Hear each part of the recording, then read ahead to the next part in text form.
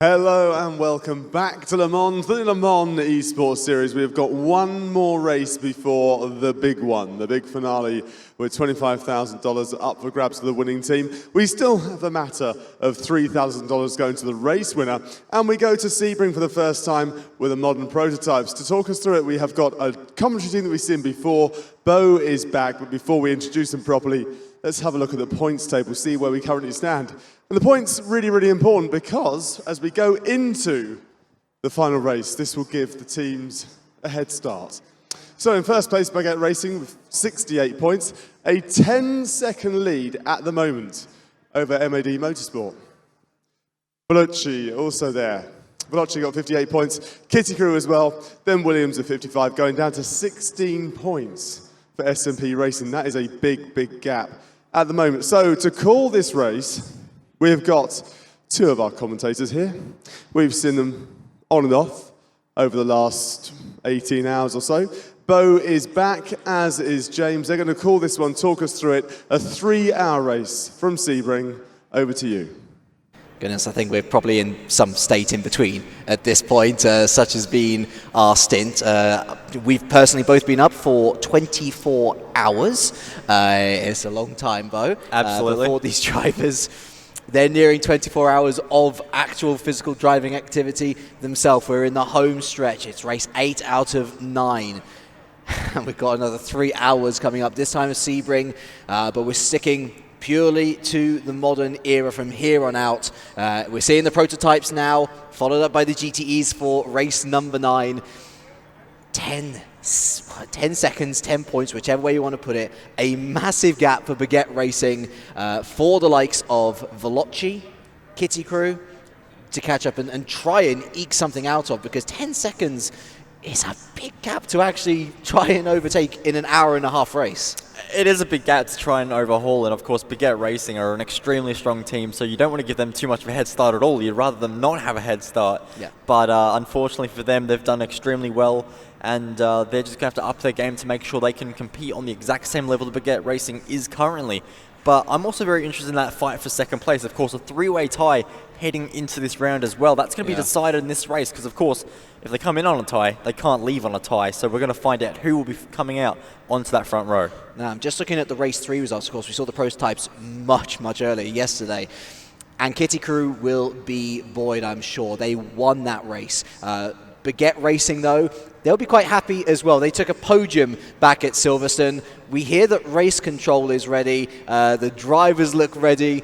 I think we are kind of we're as ready as we are ever going to be. Looking further down the order as well, I think Veloci might be looking to struggle potentially.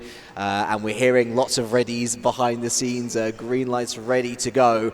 And soon we will be underway for this penultimate race of the Le Mans Esports Series final. The tension is very, very much palpable, and how much will depend on a good start. It has been so crucial in so many of these races so far. And as you can see, the drivers just getting ready and into position. And so here at Sebring International Raceway, we are green and away we go. SMP, as they have been for multiple times already tonight, on pole, but immediately being gobbled up by the field. It's CMP who leads, although there is early contact into turn 1. There's someone, I'm sure, into the wall. A traffic cone flying off into the distance, and it was the mighty 38 there in strife, immediately thrown to the back of the grid. The CMP, though, leads from Tire Wall Racing, who we saw have an amazing time the last time we saw these prototypes. Tire Wall ultimately ending second back at Silverstone, so they have good pedigree. Rounding out the top 3 and going up the inside is the Wildcats car, though. Off the track goes CMP, scurries on off the road. An early attempt going wrong there, Bo, but for CMP, everything going just about right. Yeah, absolutely. That's a fantastic start there for CMP. They've got a fantastic little margin there, and that's exactly what they need to do. Just put their head down now, really try and break away from the chasing pack behind. But of course, they've got Tire Wall Racing, like you said, very quick drivers who did come second at Silverstone in that car, so we know they've got potential, and you'll have to do a bit better than driving on the grass to pull away from them. But Of course, it's a very strong depth of field. A few drivers have had a few little issues. Of course, Advocatus are already looking at 30 seconds behind the field, so they've clearly run into a little bit of strife as well. And of course, Williams Esports are going into this race. They're 5th in qualifying at the moment, but only 3 points off being on the front row of the grid. So if they can get a big result, and we have seen them struggle a little bit, but we know they're capable of those results. If they can hook it up, they've got a front row. We're on board currently with Baguette Racing, and it's been a middling start to the day for them into the very aptly named Sunset Bend. You can see it rising. It's a strange corner to tackle. There's no real correct line through there, but at the end of lap 1, it is going to be CMP who lead from Tyrell, Wildcats, and Williams rounding out the top 4. Shoma Takaya there in the car, ready to the fastest driver, certainly we feel, for the Wildcats Esports team. And look at this, immediately in the midfield, Baguette getting a little bit hungry, bit too hungry onto the grass, and they've just lost another position down to 7th. Yeah, and being down to 7th is not ideal. Of course, they are your current pole sitters. They do have that margin, which is all well and good. But if they're going to finish that low down the grid, of course, their rivals are going to be scoring points on them. And that's just going to mean their handicap's going to be even less as lock up central into the hairpin. All kinds of dicing for position around there. It looks like everyone's made it out relatively clean, which is good to see. But this is a very aggressive pack at the moment as they reach into the next section of corners. Of course, through his little Fanjo kink, and now hard onto the brakes. This tight right-hander, which you have to stay to the right of the circuit here and then bring the car over to the left. And it's a very tricky thing to do when it is side by side. You can see the MAD car there just trying to find its way through positions. And so many times so far in this series, we have seen MAD just get fantastic starts, really make their way through the field. Still been a good start for them, but only 5th. And keep in mind as well, part of that chasing pack of Baguette in the overall championship order, what is more crucial for MAD to consider, of course, is that they lie in the Porsche in that final race of the day. And the Porsche, we saw it before when the GTEs were featured, significantly weaker than the BMWs that a lot of the pack around them have gone for. So they need to get the big points now. But immediately into the Sunset Bend, they have gone from bad to worse, and into the tie wall they go. They are down to 7th, and in the first 3 laps, it was curse of the commentators. So rarely featured, it seems, over the 24 hours so far. It's come back to bite MAD. And, oh, dearie, it's literally the case of the day, isn't it? They've either been absolutely on top of things or run out of luck. Absolutely. They've either won races or they've been dead last just about, and it's been a bit of a nightmare as Tyrell Racing are your new race leaders by 1.1 seconds. So a change of lead out front of CMP Racing do not hold that lead for very long. So not sure how that move happened, but I don't think the drivers at Tyrell Racing will be complaining all too much about how it happened. They just want to put their head forward and make something happen. As Williams Esports also in 3rd spot as well. Wildcats losing a spot down to 5th as well. So a lot of changing and dicing at the front of this field as well, which is good to see. Veloce down in position number 9. We expected them to struggle in that Audi R18, and looks to be the case here at Sebring as well. So it wasn't just Silverstone specific. The Audi just doesn't have the legs. And that is bad news for them, again, in that chasing pack of Baguette. Ultimately, for those 3 teams, reminder, Kitty Crew, MAD, and Veloci, the absolute minimum from this race is finish ahead of Baguette. It's as simple as that, but as things stand, MAD behind Baguette, Veloci behind Baguette. In fact, the only one of those which is ahead is Kitty Crew, and even that is a slender advantage, just 2 places ahead. Yeah, absolutely. Of course, Baguette Racing look like the favourites heading into this final race, or at least the favourites to be on pole at least. Of course, you can't ever determine what happens in the races, and we've seen mistakes from some of the teammates in that team, well, from all of the drivers, to be fair. We've seen little errors, so even though they've got that head start, nothing is ever for certain in motorsport. Simple losing a position there, but we're looking back at the Baguette car now. Who is in the car currently? Well, contact is made, and Baguette Racing could almost go around there. That was just a Rulian melee going way too aggressive on the brakes and going into the back there of the driver that we ride on board with at the moment. So I was just saying that we've seen mistakes from all drivers, and a Rulian melee, one of the probably the best driver on that team, is not he's not immune to that either. I was going to ask the question, and I got multiple answers to questions that I hadn't even asked yet. There's a very helpful thing for me, but not so helpful for Baguette. A scary moment there, and encouragement to the 4 ahead of that battle with Wildcats. that they can make hay while the sun shines. Daniel Nyman, Force 1. He has put in some work. Williams, locking up all 4 brakes, has just gifted him another position. Kitty Crew onto the podium. And another individual mistake from that Williams team. I think the Williams team are definitely going to have to reflect after the end of this event. They've made so many self-made errors under absolutely zero pressure, and for such a high-profile outfit, you know, sometimes that just can't be the case of what's going on. So it was actually Michael Coyne in that car at the moment, as you can see on your screen there. It's just a very odd situation for Williams. Of course, on the platform that I often see Williams racing, they execute every race. They don't make these little mistakes, and it's just not happening at Forza at the moment. But it is a lot of a pace at the front of the field for Tyrewall Racing, who continue just to extend that margin a little bit over CMP Racing. 2.3 seconds is the margin right now. That's not bad after only just leading 2 laps. They are fast laps as well here at Sebring. We're going to be contesting 98 of them in total. A 3-hour race if you are just joining us. Our penultimate race of the 24 hours. The last one before the big one. $3,000, $2,000, $1,000. That is what is on the line for the podium sitters, respectively, in this event.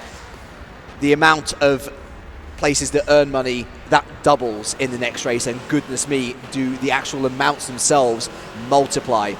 So looking back at the battle between Wildcats and Baguette, Williams seem to have regained composure, and boy, do they need it. Oh, a bit of a lock-up there from Baguette as well. Was that Baguette? I believe so, yeah. Okay, so Baguette making another little error there, so not quite ideal for them as they make their way through this very tricky section of corners. And you can see that a lot of drivers just running wide on the grass, and indeed it was Baguette that made that mistake. And all these drivers are struggling to find a rhythm, I think, at the moment. We're seeing a lot of self-errors. Wildcats as well run very, very wide there out of Towerk Bend. So as we now make our way into Le Mans section, you can see that Aurelio Mallet just really applying the pressure, really trying to make something happen on the back of this car. But it's a very long straight. It's a great opportunity, but with so many lines you can take through Sunset Bend, it's impossible to know if you can ever pull the move off. After so many hours of racing, you'd forgive Mallet for making 1 or 2 mistakes, and to be fair, he can afford to make those mistakes in this race. Let's put this into perspective. It's a relatively tight scoring table. 12 for first, all the way down to 1 point for last, 12th position. In the context of the table, that means that for any one of the chasing pack in joint second to overtake Baguette in the table, they need Baguette to finish 11th or 12th. Quite frankly, I don't see that happening. No, I don't see that happening either. Of course, you have to remember that these were the teams that Baguette Racing was the team that walked away with a qualifying pole position. This is the team that currently leads the standings in round number 8 of a 9-round championship. So they're an extremely consistent team. They're able to get the results, and they're looking extremely good, especially heading into the race in just a few hours' time, where there will be a Le Mans start, of course. Yep. That could play a bit of a disadvantage to them, perhaps, but if they've got a 10-second margin going into that, that's no worries at all. So it is still Tyrewall that lead, continuing their very, very good-looking form in the modern prototypes. CMP and Kitty Crew rounding out the podium, and Kitty Crew the only one of those chasing packs to currently lead our championship leaders, Baguette Racing. That would bring the gap down from 10 seconds at the start of race 9 to 7. Still not a great scenario. Still over 90 of the laps to be contested. Plenty still to happen, so stay with us. Further back, Mighty 38 and Advocatus, of course, losing out there at the beginning, forced into early pit stops, and a mistake there from CMP might give Kitty Crew a bit more incentive to think, well, hey, let's make that 7-second gap going into race number 9, a 6-second gap onto the home straight. Bit of slipstreaming opportunity here, but turn 1, a difficult overtaking opportunity at the best of times. No sending up the inside on this particular occasion. No, but there might be a send around the outside very late on the brakes there. Can he pull it off? He's even made the apex, so it looks like he's made it around the outside on CMP. And that's Daniel Nyman there making his way into second spot. A fantastic move there. Looked very committed. Knew exactly what he had to do. And that's not a move you'd see too often, of course. That does put you on the outside for a very tricky corner. And the right-hander that follows that isn't too significant, so it's very interesting to see. But check this out. It's a very nice battle happening on track at the moment. Back marker. It's Advocatus. It's And Tyre, Advocatus. yeah. Oh, 1 lap down already. So that's an absolute nightmare for those guys. And you know, I don't want to say that the race is already over, but that's the worst possible start, and they're going to have to really hope there's some misfortune for some of the other teams to make any kind of progress. Now, let's keep in context as well. Tirewall, I've sung their praises in these modern prototypes. Excellent strategy to see them through to second in Silverstone. Kitty Crew won that race, and they started slap bang in the midfield. They had to work so hard, and a lot of that work was done by the man currently in the car, Danny Nyman. I think that we might very well see a repeat of the top 2 at the end of this race, but we'll see whether my prediction comes true. Not a lot of them have come true, to be fair, over the course of the day. But hey, maybe if I try hard enough and enough times, one of them will happen. SMP, of course, down in P10. And, well, SMP have got a wonderful little initiative going, so we've shown it a couple of times already. Let's take another little look.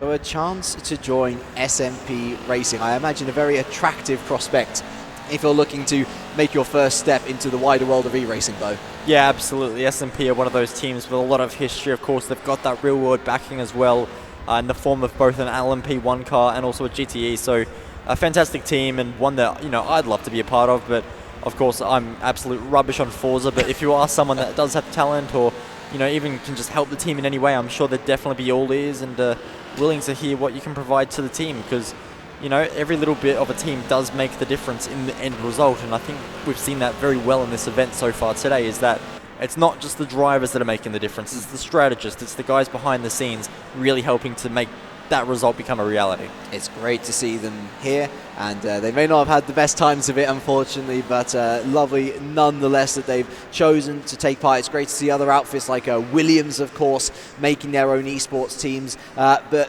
one of the great things about esports overall is you find these teams without an organization, they come together and they make things happen. That was one of the main initiatives behind the Le Mans Esports series, that you have 3 completely different drivers from different parts of the world, some from the same parts of the world, not necessarily in the same team, however, coming together, forming those bonds and working up the order. Kitty Crew, all from the Americas. You have Raceboy from Canada, you have Force One from America, you have Zoom from Brazil. And right now, Bo, they are looking like the closest possible competition to this baguette domination through consistency. Yeah, well, absolutely. We've seen them top the race championship results so far during this last 24 hours. We've also seen them be very competitive in qualifying times as well. We saw them top the Silverstone race, which of course they ended up going on to win anyway. So we know they've got pace, but so does this man that we're looking at on screen at the moment, and that's RBR Lage, or just Lage as you might know. So a very successful driver, knows what he is doing as well. I mean, the strength of depth of this field is absolutely incredible. There's a lot of big names, and it's very much a who's who of Forza. And of course, the who's who's of Forza in terms of the top is pretty much this guy, isn't it? 3 racing championship titles to his name, officially backed by Forza, of course. So you'll be hard pressed to find a better driver, at the very least in Europe, leading his team Baguette Racing to a very strong position for the final race, round 9. It's going to be back at Le Mans, it's going to be back in the GTEs, and for Baguette it's going to be back in a BMW. We know how good those things are in comparison to the rest of the field and the different choices that everyone had available to them. And ultimately, actually, it's been so fascinating seeing the fantasy garages just taking shape and being deployed in these different races. We see the likes of Veloci, of Baguette, doing kind of compromises across a number of different races, building up to that final. We've seen the likes of Advocatus, and keep it simple, going for the super powerful, almost different tier cars in certain races, like with the Group B, like with the Group C. We've seen people going for a bit of a middle-of-the-road approach, like MAD Racing, could come to cost them in Race 9. A fascinating format that I think has played out exactly as we were expecting it. Yeah, of course, it provides a bit of variety, it provides a bit of spice, and it's arguably one of the best formats I've seen in sim racing so far. So, it mixes up the field, and that's exactly what we want to see. We don't want to just see one team run away with it. We have had Baguette Racing be extremely successful. We've had MAD Motorsport be, very dominant at the front at some points in time. But then they've got that other race where, they fall back towards the back of the field a little bit, and that's just purely down to car performance. We know they're quick. Yeah. We know they can be at the front of any race. It's just the car performance isn't there because there's always going to be a compromise when it comes to this kind of a budget format. So it's really interesting to see. It's the first time I've seen it done this well, and that's a real kudos to the Virtually Entertained and ACO team behind this. Those are very, very dark clouds in the sky. I sense some rain on the horizon, perhaps, and that will be a spice that these prototypes have yet to tackle. I think we're going a little bit spicy, and I'm all about that as all. Going wide is Mallet. I've not seen 2 mistakes in the same race from him so far.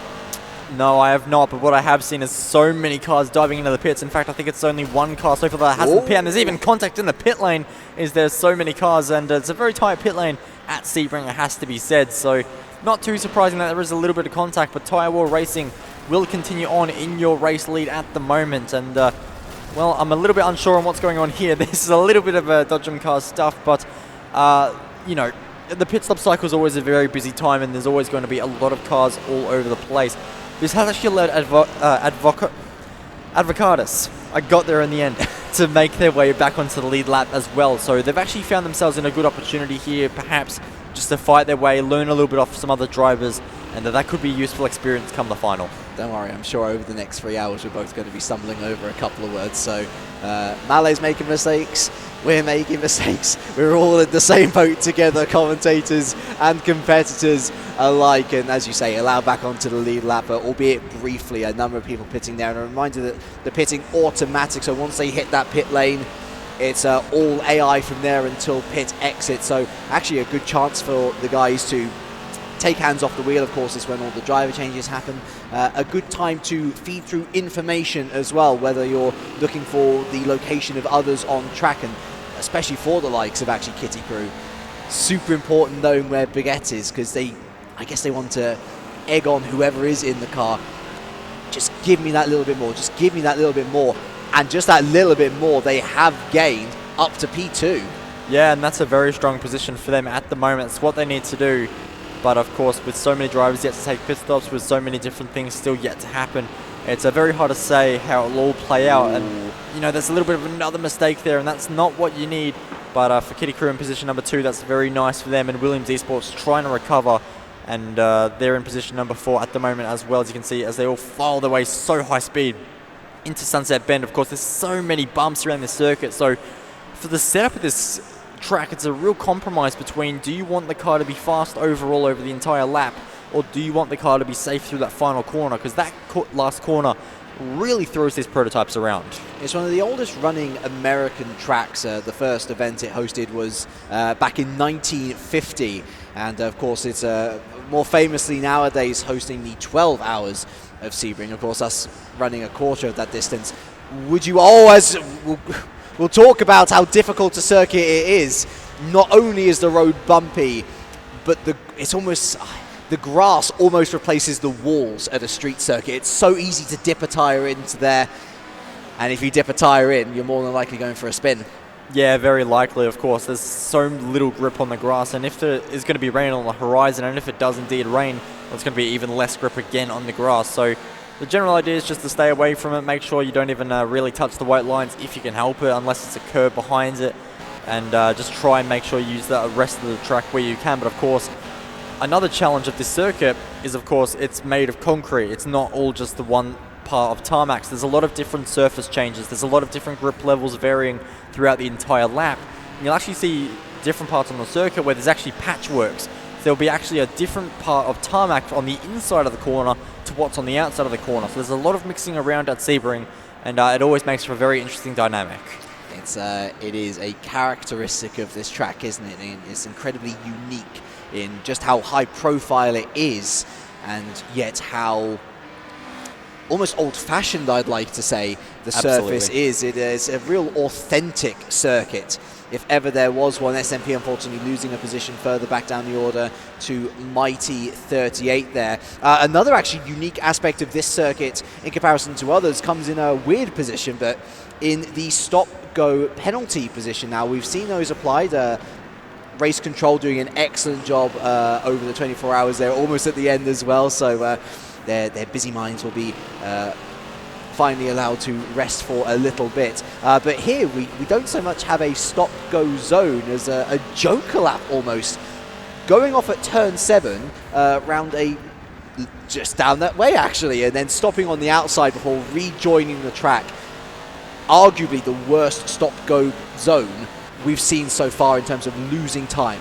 Yeah, all the others have been relatively close to the racing line, so you've just been able to pull off and you might lose 2 seconds without the stop on an actual delta lap, whereas on this layout you might lose 9 seconds just from the actual touring of the penalty box lane, if you will. So it's a very tricky one, and well, I guess it's an extra deterrent from getting a penalty, but I mean, you should always be deterred from getting a penalty anyway. They're not beneficial to your race in any way, shape or form. But nonetheless, some teams will always try and push limits. We've seen contact already in this race, and I'm sure we'll see a little bit more as the race goes on and varying strategies pop up, because we saw last time at Silverstone that strategies was a big talking point, because these LMP1s don't go too far on a tank of fuel. Well, already we've seen the first pit stop phase at 10 laps in, and so I can imagine that we're probably going to be seeing another 8, 9, maybe 10 pit stops yet to come from, at the very least, the Porsche side of the equation. Of course, the Audis, they are slower, but they do conserve fuel a bit better as well. And those who would have been keeping an eye on the deltas on our wonderful overlays would have seen that Kitty Crew once again scything their way through the order, the best delta of anyone, plus 7 positions from the off, and keeping tyre wall racing very honest indeed. Not bringing the clamp down just yet, but a second and a half away at this early stage, that's all they need. Yeah, absolutely. You've just got to stay in touching distance at the start of the race. Don't get too aggressive. Just play your cards right, and really just make sure you buy yourself a ticket to the end of the race where you can fight for positions. It's a bit like, you know, an Indy 500 or something. It's, you know, don't get too carried away leading laps at the start of the race. Just play your safety cars right. Make sure you play your cards right, and then end up just getting yourself in that final restart where you're in a position to win the race. Of course, no safety cars in this field, but making sure you play your fuel strategy right, make sure you're getting your tyre wear right. If you can double stint, go for that. If you can save time doing that as well. Lots of different ways about it, and right now they're just going for survival. And another one to cross off on the cliche bingo card, of course. You can never win a race on the first lap, but you can lose it, of course, big thanks to race control there. So that's another one to tick off, as Mighty 38 actually as well ticks off another position. They've just gotten past Keep It Simple up into P9, so after a rough start, remember caught in contact at the first corner, starting to make their way back through.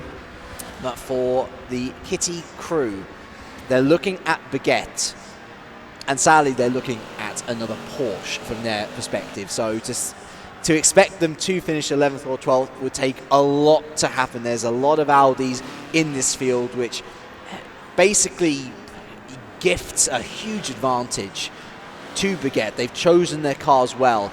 Kitty Crew, the best they can do from here is to win their second modern prototype race in a row. After that, it's all down to trying to make up as much time as possible from that deficit that they'll take into the final race. Well, if you actually look at the car selection, a lot of the teams have actually chosen very similar lineups. Yeah. And there's a couple of teams that have actually chosen identical lineups, and they've not differed any way, shape or form. So a couple of teams do believe that they've actually found the optimal way about it, and of course others have gone for a slightly more risky approach, or even a safer approach at getting a little bit of money but not the full shebang at the end of the 9th race. So lots of different approaches. That's what we like to see. We like to see variety. We like to see the spice of life. Of course, apparently whenever we commentate with you, spices need to be involved. It's all about the spice, isn't it? So there we go. Always got to get those spices. But looking at Kitty Crew at the moment, 1.6 seconds to your race leader, just chipping away and chipping away at that race lead that Tirewall Racing have. And like you mentioned before, these were your top 2 in your race number 3 at Silverstone in the LMP1 cars. So they've raced each other before. They know what to expect from one another. And Tirewall Racing would be a little bit nervous with what cars in their rearview mirror. Of course, the team that rounded out that podium was Baguette, but I feel like they've had a much more difficult start to the race, and already Kitty Crew and Tirewall some 6 seconds clear of CMP. Searing pace from these guys. You can tell that they want to leg it as quickly as possible, and fair play to CMP, actually able to keep the distance on Williams. Williams making mistakes and Baguette unable to get past Wildcats. Currently looking at that battle actually as it develops. The the Williams car just ahead of us here in P4, so on board with the Wildcats. Goodness me, they've had an up and down day, haven't they? Yeah, they absolutely have. Of course, they've had some strong results. They've had some not so strong results, and I think that's just the ebb and flow of racing. As you can see there, the Williams Esports car gets a little bit wide, but in doing so, actually gets quite a pretty nice run out of the corner, so shouldn't be challenged too much into the next section of corners, but nonetheless, Michael Coyne will have to be watching out for that, and of course his confidence would have been knocked around just a little bit after that that early race spin at Tower. And this camera angle, it's forward facing. If we take a look behind us, then we see the ever-growing presence of the Baguette Racing car. It's Shoma Takaya currently in the car, their self-professed best driver. They believe that strongly. We've seen him four-wheel drifting, we've seen him late braking. Certainly a very exciting driver is what we have come to expect from him.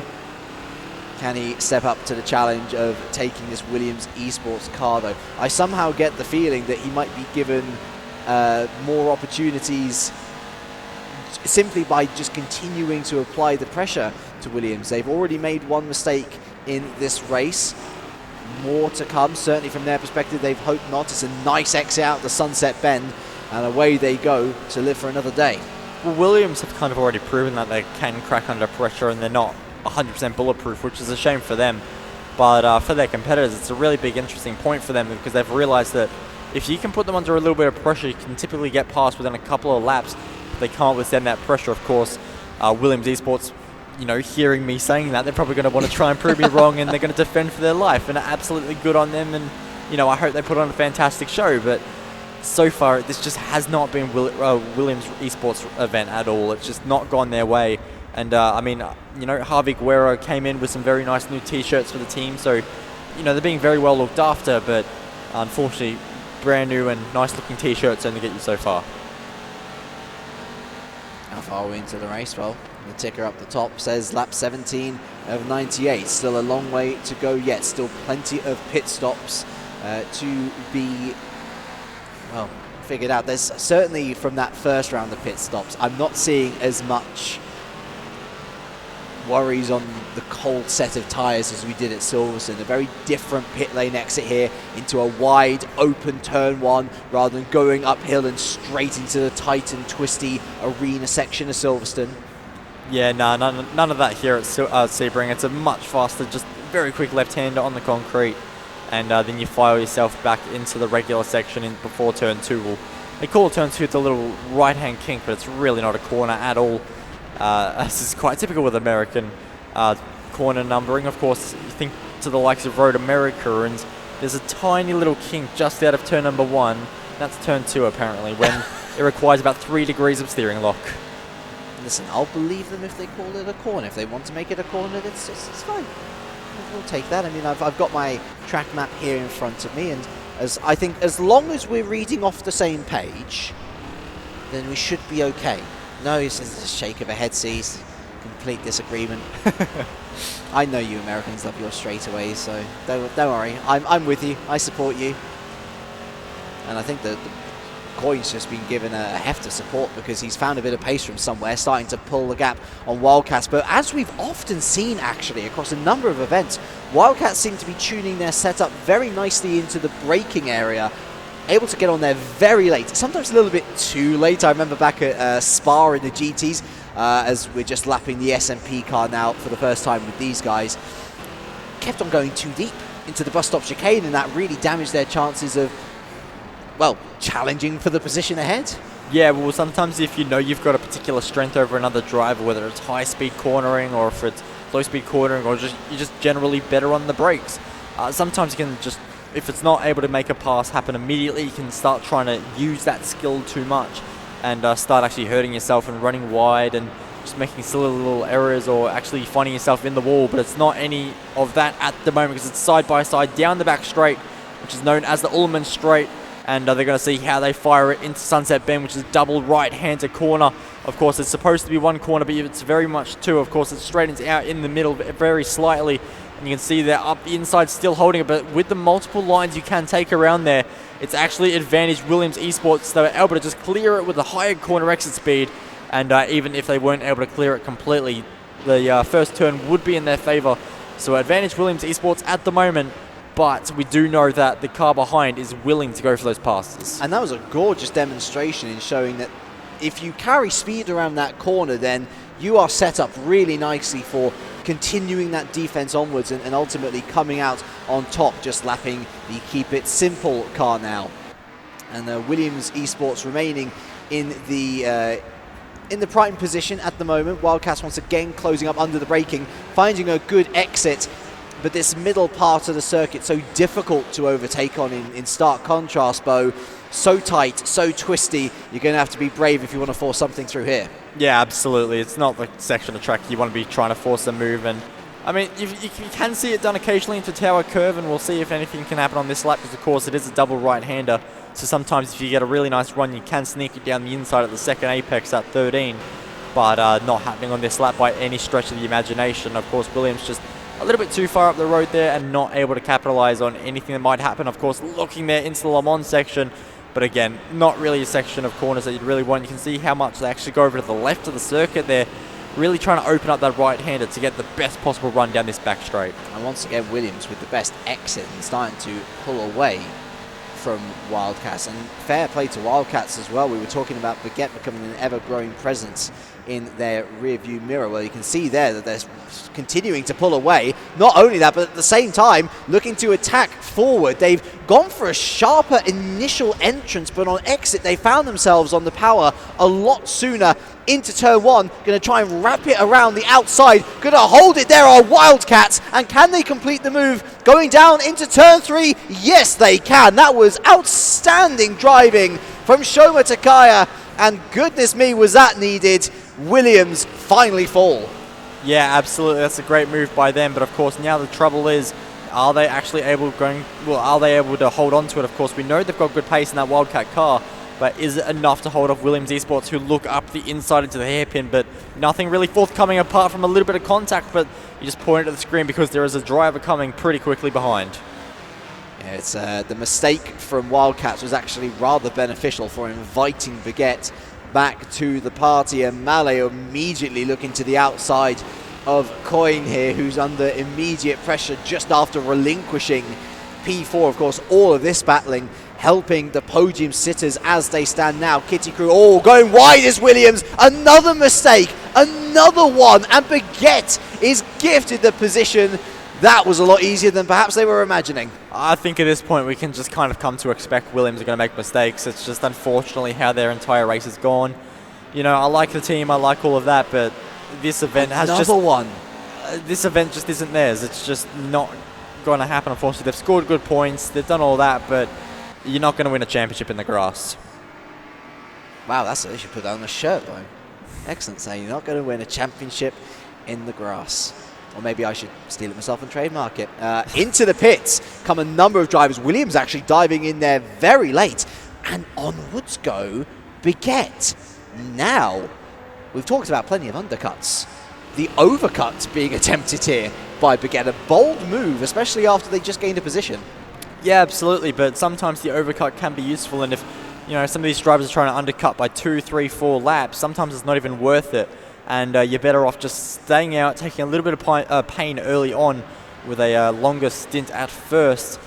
But then you can actually make it all back in the end, because of course you'll have shorter pit stops at the end of the race. So, swings and roundabouts, you'll have to wait and see how it all pans out. But I don't think that's a bad call for Baguette. As long as this in-lap is good, if it is an in-lap, of course, I'm sure that they can't extend it more than 2, certainly. The tanks on these cars simply aren't big enough to hold the fuel. But very briefly, at least, Baguette take the lead of this race, although it's a bit of a faux position. Williams, a little bit deep there, but again, tidies it up on exit. And have lost a lot to Wildcats on that pit stop. And so the Wildcats, I guess, looking forward, and we'll see how close they are to Baguette, or whether Baguette somehow has been able to make the overcut work out. It's as you were for the podium, it's of course offset by Baguette, but it is still, of course, tyre wall ahead of Kitty Crew. And that gap was 1.8 seconds before the pit stop. It's come down to about 1 second. So tyre wall, again, doing well to keep up with the overall pace of the race.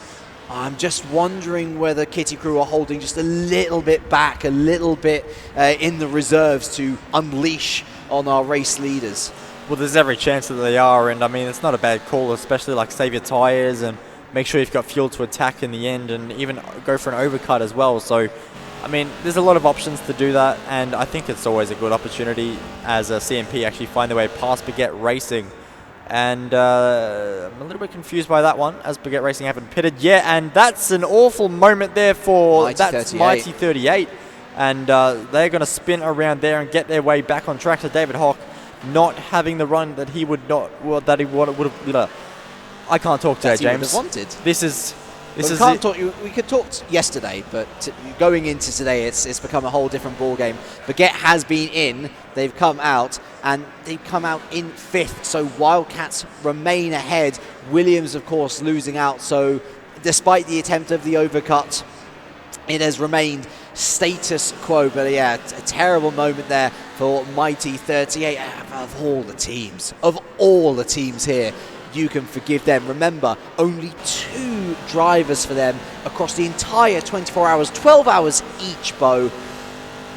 A big ask to have even been as competitive as they have been is a huge thing, which is praiseworthy. Yeah, absolutely, and I think those 2 drivers deserve every bit of credit that they get. It's an absolutely amazing job. I mean, I can only imagine how fatigued they are at the moment, and like you say, they've actually managed to get some decent results despite the tough conditions they're faced with. So credit to them. Neither of them have had even slightly any rest because they've not had a chance to with no 3rd driver.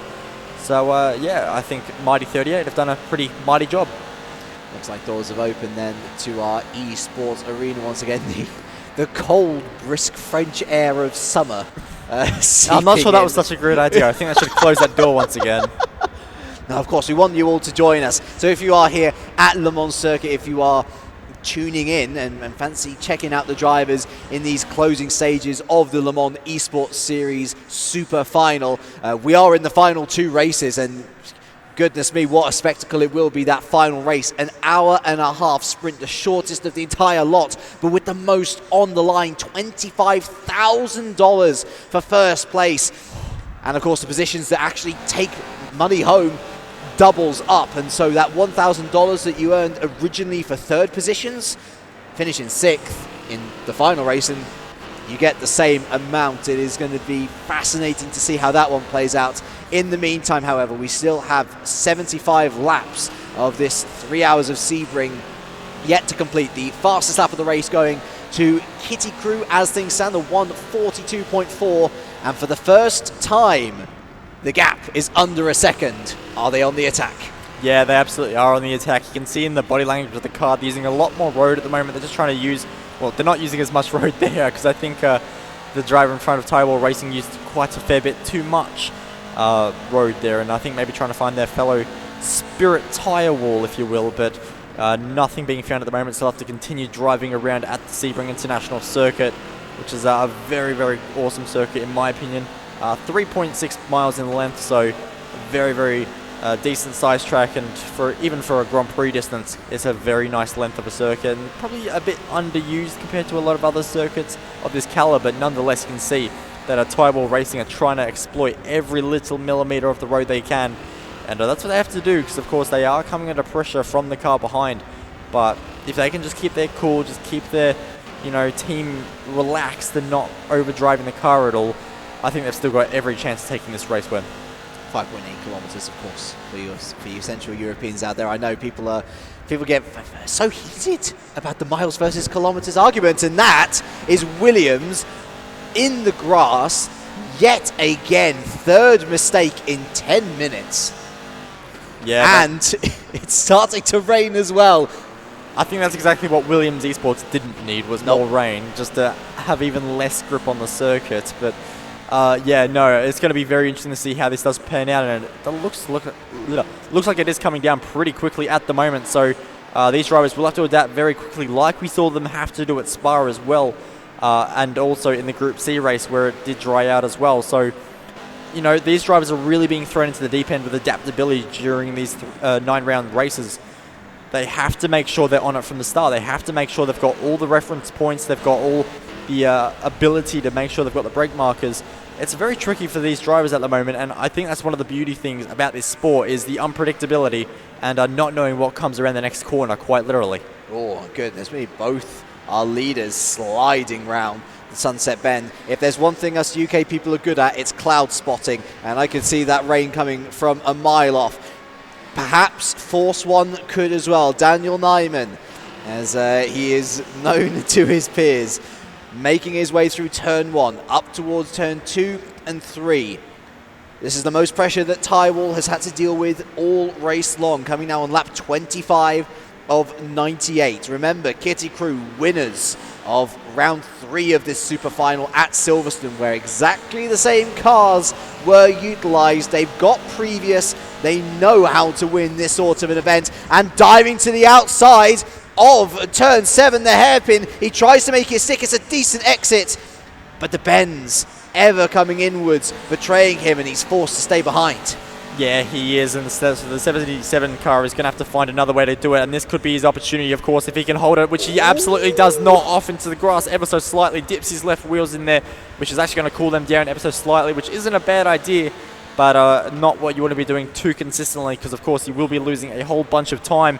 Looks like they've actually recovered very nicely, though, being able to hold on to the 42 Tyrwall racing car within a moderate distance. So that's good news for them as Williams Esports find their way past Baguette Racing. So Baguette not having the best of runs at the moment when the weather comes down. And I think we saw that a little bit earlier as well, is Baguette Racing, whenever the weather came down, there was just a couple of laps there where they had to really adjust a bit slower than others. I can hear the rain dances being started already for rain in race 9. But as for Kitty Crew, they want to they seek the lead and they want to snatch it, and that's a very deep line indeed from Tyrwall, and that could have allowed a change of our lead here. On the outside will be Tyrwall, and there on the inside is our Kitty Crew team, and they're through. Just like that, one little slide through the Sunset Bend, and the lead was lost. And Kitty Crew, they are in prime position now to go on and win this race. They are doing everything they can. It's off it to the wall. Who was that? Was that Williams yet again? Yes, it was. So, and they're joined by someone else, I think. Yeah, there was another car there as well, and I'm thinking that was actually Baguette Racing. I believe that might actually be Baguette Racing, so they're off the road as well. And is there damage on Aurelian Malay's car? So we'll have to wait and see. Actually, it's not even Aurelian in the car at the moment. It's Christopher Cabrera who has taken over that Baguette Racing car. So driver swaps were happening in that first run as well. And Michael Coyne, just one of the few drivers that actually remained in their car in that Williams Esports, which you can see on screen. Damage, though, to that car, so it's not ideal by any stretch of the imagination. And their car is going to be a little bit off the pace now as we look at the 42 car, who hasn't let go of that race lead so easy. And look at MAD, look how much they have been able to close in on the battle. All of a sudden, MAD, remember, they're behind and in that chasing pack in second in terms of the championship picture. Kitty Crew they're doing as much as they can, but even 1 point on Baguette Racing will be better than nothing. But fair play to Tyrwall, as was the case in Silverstone, refusing to let this lead die. Heading onto the Ullman Straight, though, there was a good exit there, but still remaining persistent are Tyrwall. Takaya, we've seen him in these conditions before. He's more than happy to throw his car in regardless. Yeah, he definitely is. He's not afraid to throw it around, make sure the rear tyres get a bit of a are pounding around this circuit, which they already do. I mean, with the bumps around here, there's so much lateral load being put through the rear tyres. But they still managed to do it anyway. And the Tireball Racing car trying to make something happen there through turn 1, carried so much corner speed, just washed out in the end. And lost speed coming through the grass. So not ideal for them by any stretch of the imagination. I have to stop saying that, but at the moment it is Kitty Crew who are doing a fantastic job and looks set to be on course for a second LMP victory in a row, so clearly a specialty of theirs. So here we are then, MAD, looking straight at the rear wing of Baguette, a damaged Baguette car, hit the wall hard along with Williams. There is potential here, and he sees it, a slip up on the exit of turn 3, and just like that, MAD are passed. Yeah, so there is MAD, and that's a great move there. And it's going to be very interesting to see how Mariano does actually manage to adapt at the moment. We did see him in a wet race a little bit earlier, and we're going to see how it does actually hold on over the next few laps. But Tireball Racing, who are on board with at the moment, still within 0.2 of a second of Kitty Crew, and it's going to be interesting to see if they can find a way past on this lap. We saw them get very close last lap around, and Jung Hook in the car at the moment, so Tireball Racing definitely got one of their quick drivers in the car, but we know how much talent there is in that team. So whoever they would choose to driver swap in this race as well, because of course 3 hours, you'd want to be changing drivers at some point, maybe even once or twice. You know, you've got to make sure that you've got a quick driver in the car, especially for the last race before the finale. You've got to make sure that you can get maximum points. Apologies to Taiwo and Jung, it's just updated for us, so clearly there was a change of driver from Shikaya to Hyuk here, who is continuing to pressure. Was there a change in the Kitty Crew as well? No, it is still Danny Nyman there in the car, but goodness me, the South Korean is inspired at the moment. Yeah, they're trying, aren't they? They're really using every inch of the road, but I'm just wondering if they're just trying to just save a little bit of fuel at the moment, because they're not really pulling out for any moves. They're not getting too aggressive. They're just looking very content to sit behind. And a little bit more consigned to behind is Baguette. Remember, that car damaged, and he can only watch and witness as the MAD car moves on further up the road. A chance to take Williams as well for MAD, and a reminder as well, actually, that Baguette moving down from 6th to 7th, and so that by proxy helps out Kitty Crew in terms of getting that 10-second gap down even further. As you said earlier, swings and roundabouts. It's then almost a minute gap back to Veloci, though, of course, the first of our Audis. Everyone behind him, we can pretty much write off from race win, podium positions, certainly. Unless we have a repeat of that absolutely bonkers race that we witnessed in round 7, where we had the Peugeot and the Audi. It was crazy. Go watch it on replay if you have the opportunity to. And but for the moment, at least, keep tabs here, because Kitty Crew aren't out of the woods just yet. No, they're not out of the woods at all, and they're still trying to fight their way through. And well, for the Kitty, they should be the king of the jungle just about, but right now it is the concrete jungle that looks to be the winner, because it's already been in quite a few cars. We've seen so many drivers manage to hit walls, which is pretty surprising considering how far away they are, but this rain has really thrown a curveball. And we saw Baguette Racing, we saw Williams Esports finding themselves off in the weeds as well. Surprisingly, Tireball Racing not in the tire wall at any point in the race, but we're looking at Baguette Racing now trying to make their way past MAD. And this is a very interesting battle, it has to be said, because we have seen these two fighting consistently up the front in all of their races, but coming towards the end of the event now, they've not got too many more opportunities to prove themselves to one another. Despite being in the better car, MAD does not have the good form in the prototypes. Didn't finish too well in Silverstone, but in a good enough position now. But you can see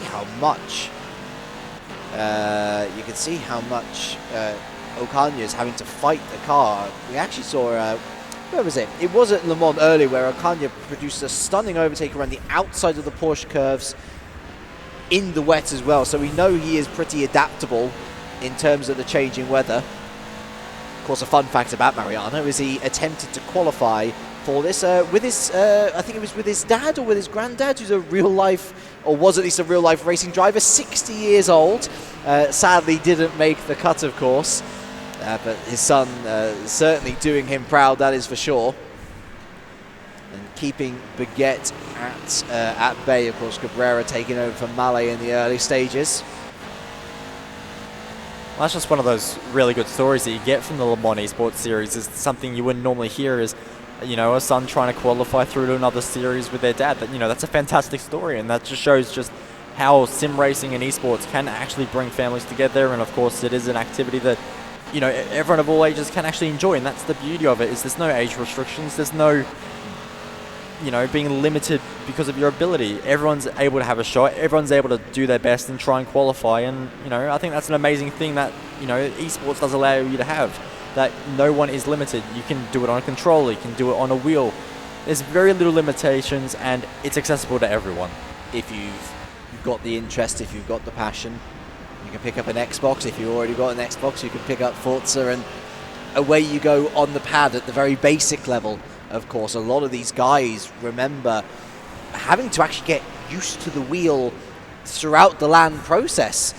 A lot of these guys coming in with only pad experience, and it has been really interesting to see them all adapt so well and so quickly. A credit to every single one of them here, that despite yet another hurdle to overcome, they've been able to do it and look super convincing at that as well. It looks like they've been driving the wheels for years. Yeah, absolutely. They're very quick. And I mean, they're already quicker than I will ever be, that's for sure. But, you know, we did see some struggles yesterday when they were first getting used to it. Of course, that's all natural and to be expected. But they've really matured over the last 24 hours. They've really managed to make sure that they're able to maximize the wheel in the best way. And, you know, Advocados, you know, we saw them have some pretty rough moments, especially in qualifying yesterday. They were really struggling in a few little areas. Today, they've walked away with some podiums. Like, they've really been able to turn it around. So, you know, there's been a lot of good drivers here who have been able to switch it around today and really put some focus in. And I think that's fantastic to see. Oh, a bit of pressure applied here from MAD, and was that a bit of contact? The Williams slides, but it stays on track and starts to pull away as well. You can sense they're worried about Baguette, aren't they? They're worried about the counter-attack finally coming through. MAD, of course, with a chance to really bring down this gap to Baguette behind, but into the pit lane, both them and Williams go, and once again, Baguette go for the overcut. Yeah, exactly. So the overcut is something that can be tried, but I don't know, it didn't really work out all too well last time for them. They're going to try it again, so we'll see how it does play out for them. But, you know, sometimes in these races you have to try something different, and I have to say as well that, you know, if any team can afford to play a slightly riskier strategy, it is Baguette Racing. They've still got that advantage at this front. They've still got that 10 seconds currently. Of course, that can be dropped down to 4 seconds if they have a slightly worse result here at the moment, but that's still 4 seconds. They're starting ahead of everyone else. We know how quick they are. That's still an amazing result for them at the end of these 8 races. Well, they've already done so much of the work through the 7 races prior to this one. It's why they are in such a strong position. And to be fair, just to go back to an earlier point as well, yes, they didn't gain too much, but they also didn't lose anything through attempting the overcut. So I'd say no harm in trying it again, as in the early stages we saw how busy this arena was yesterday. Of course, quieting down as we've gone through the night, as we enter morning here. Actually, just turned 7 a.m. in the morning, so 4 hours exactly away from the end of proceedings. And moving into the, very much so, the final stages here. I think is that James Baldwin just engaging in conversation. There is so much inter-team conversation as well. Nobody seems happy to tell us exactly what their strategies are. They seem quite happy to tell each other, though. Yeah, I know. I've been trying to get any little bit of information I can, and of course, all the teams remaining very tight-lipped and making sure that they don't give any secrets away. Of course, they know we're talking to all the competitors. They don't want us to say the wrong thing to the wrong person and give them an unfair advantage. So that's absolutely fair enough. And I think if I was a competitor, I'd probably do the same. I'm sure you would as well, James, just to make sure that, you know, if you have cards, keep them close to your chest, absolutely. But at the moment, Williams Esports A team that you should be looking out for just a little bit. Of course, they were the ones that pitted last time around, so they have the opportunity to jump some cars if they did pit this lap. But the pit lane is absolutely quiet this lap around, so lap 31 was very busy in the pit lane. Lap 32, no one's really a fan of. No, Baguette. Baguette have yet to pit, I believe. So we've got Kitty Crew Tyre For a second Baguette, time. CMP, but how are they 11 seconds away? Have they just jumped a bunch of cars and we didn't notice it? That seems like a very odd timing screen. So either they've lost it in the lead and now they're third on track but still have yet to make a pit stop, or they've done an incredible thing. Well, I'm not too sure. I think we'll have to get that confirmed at some point. Oh, they have actually pitted for a second time as well, so that's legit. They're up to third. apparently, yes. Oh, they didn't pit. My apologies. Didn't pit. Okay, so that was a oh, no. So wait, have the leaders pitted? I don't know. We're focusing so much on...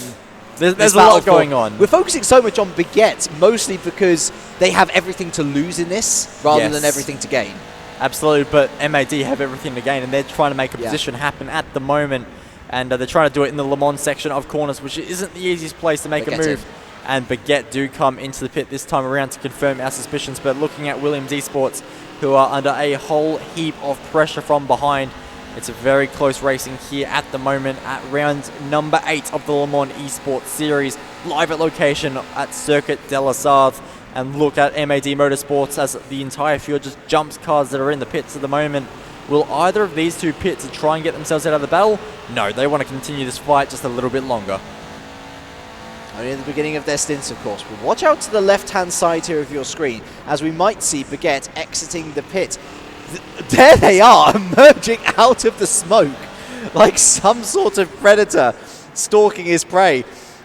Again, the overcut didn't hurt them, but it certainly didn't help them gain any positions either. No, exactly. And I think that's one of the things you do gain with the overcut is it's not the riskiest strategy in the world, but occasionally you will gain a spot, so it can be good. But I suppose if you're after, you know, big gains from a pit strategy, of course the undercut is the famous one, but also making the apex is a pretty good strategy as well for Williams Esports, and they just missed it a little bit there.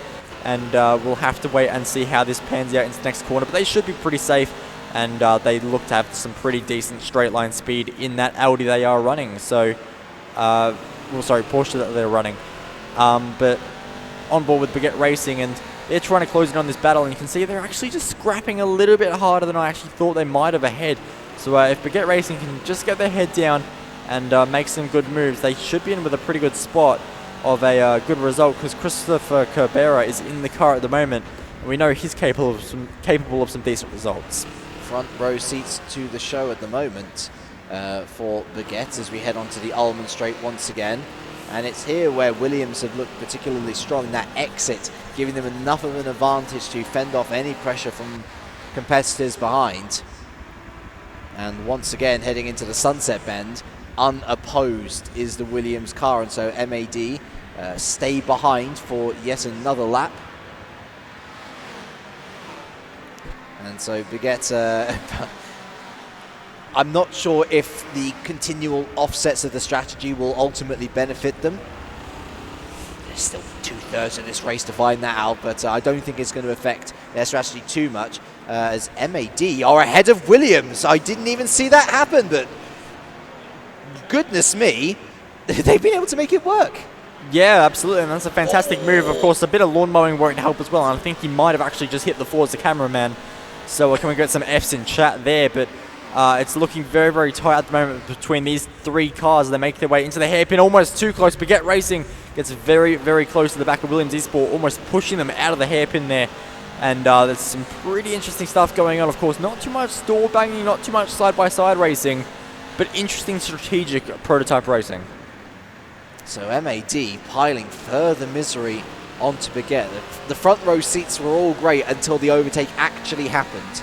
And so Baguette remain in 7th, and there's a further position change down in 9th. So that's Mighty 38 losing out, I believe, to Velocci, who moved back up into P8 into basically the lead of the second race going on between the Audis. And so you've got Kitty Crew in 1st, MAD in 5th, Baguette in 7th. Veloci, their hands were tied from the beginning, but it does mean that our championship lead is decreasing. Kitty Crew will be moving definitively into 2nd, MAD definitively into 3rd. Kind of worst case scenario for Veloci, who'll end up in 4th. Yes, they have that BMW, but so does everyone around you. You want to be starting as far up that order as possible. And like I was saying earlier, yes, they're kind of ahead of the deep mire of the midfield. But goodness, if something was to happen in terms of a midfield incident, which we've seen happen a couple of times so far, they'll... I don't know. I'm hoping that nothing will happen. But they're putting themselves further at risk if they, well, unless things further up the order go more their way. Williams looking to help them out still. MAD have been unable to escape them.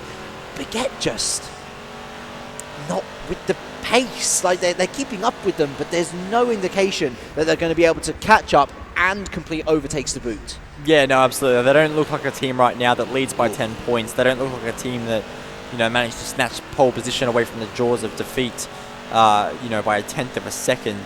So it's not really working out for them at the moment, but I'm sure come race 9, of course, we know how quick they are in that GTE car. They were stunning in that race at Spa. So, you know, prototypes might not suit them, as we've got a World Rallycross Championship going on at the moment. It's no surprise as Williams Esports, who have done Rallycross for most of today, it has to be said. Nice hold. And it was a nice hold, but I'm not sure Mobile 1 will be too impressed about that and taking out one of the sponsor barriers. But yeah, Williams, just another little mistake there. And I'm just wondering what kind of preparation Williams went, because we know how good Williams can be when they put the effort in. I'm just wondering if perhaps they've dropped the ball in the lead up a little bit. There is massive, correct me if I'm wrong, statement put over this. I believe they're one of the teams which was entirely pad moving to wheel, in which case they seem to have tackled the change a little bit more. It was harder a change for them than others perhaps. And so they did manage to help out Baguette Racing in the end, just not exactly in the way that they were hoping, unable to overtake MAD, but losing the position themselves. And going back, we've got a great scrap actually here for the lead of the Audi category. Veloci leading Mighty 38, and Mighty 38, despite losing that P8, still keeping close. And Veloci, it's all about damage control here. Yeah, absolutely. So I think at the moment for Veloci, they've got to make sure they play their cards right. But we do have Bryn down on the floor at the moment, and he should be here with a few little bits of information for us. What's going on down here, have a look at all the different competitors and see what's going on in the actual arena. And, well, there's, unsurprisingly, a lot of team members missing at the moment while they're letting their drivers get on with it. But Jacob, who is valiantly trying to stay awake, as we said earlier on, he was going to stay awake for the entire 24 hours. He's got his head in the pillow and he's well and truly gone. So we'll try and catch up with him a bit. I think it's worth an honourable mention of Mighty 38. David's in the seat right now, as he has been for probably about 7 hours, something like that, maybe more. It's been unbelievable. We had Chris in there for, I think, 9 hours straight. They decided to split the stints up. I think it was 9 hours straight. And now David's been in there for this amount of time. And he actually did really well. If you think about the last race with Mighty 38, they had 2 fifths in a row. These are from people who have had so little sleep and they're just on their own. There's no team member to keep talking to them or anything like that. The other one's just left to go to sleep. Having a look around at the other teams, well, Wildcats, I mentioned, Jacob's got his head down on the table. We also have Luis there. He's actually asleep on the floor. So there's a lot of team members at the moment just kind of not able to leave, but not really still here, only in body, not in mind. And when we have a look at the competition, we can see where people are. We know that at the moment in second place, we have Tirewall, and they really do need a good result. When you have a look at their results over the last while, they had that second in the third race. Ever since then, they've been around 7th, 8th, and 9th. So they need to get some points really to get better or to get higher up the grid and a less wait before they get to actually leave their area and run to their car, because there's that Le Mans start. And of course, remember that 9th race is the one that is worth so much money and the opportunity to stand on the podium here at Le Mans. So really, there are team members here, a lot of yawning happening, as you'd expect. We are 17 hours in to our 20 and a half hours worth of racing. Veloce, probably the most alert of the bunch. But yeah, it's an interesting story at the moment because we've been all the way through one day, through the night. We're coming to the real sharp end of it. This is the bit that's going to determine who has a huge head start or not when it goes into that major final, the super final at 9:30. Bo. Absolutely, and that's going to be the real big one, isn't it, James? That super finale is coming up pretty soon, immediately after this race, just about. And I'm sure there's going to be a lot of eyes on that one, and it's the one that all the teams have been eyeing off right from the start. Do you know what? Even more important, I feel, we're looking at that 6th place in the super final being $1,000. If Taiwan are able to convert this podium once again, I mean, they're in such a great position, aren't they, to take that final prize.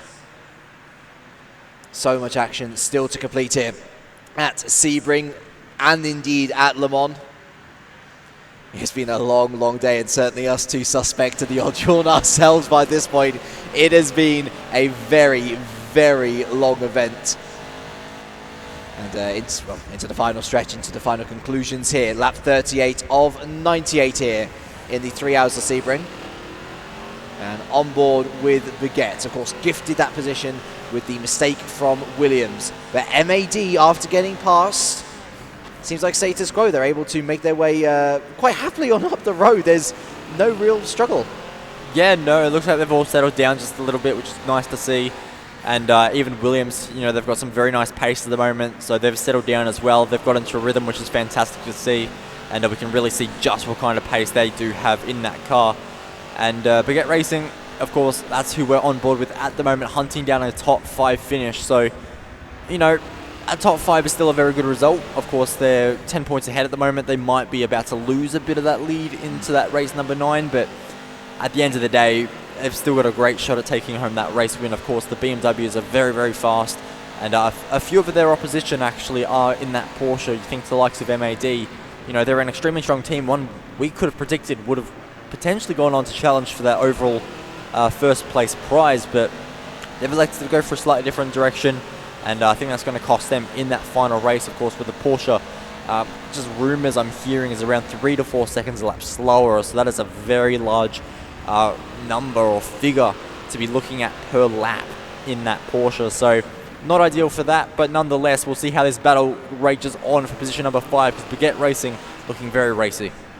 It's almost certain, isn't it, that the damage has already been done. They needed to convert better results in those middle races where they didn't necessarily have the worst car on the grid, but much like others, they had a compromised car.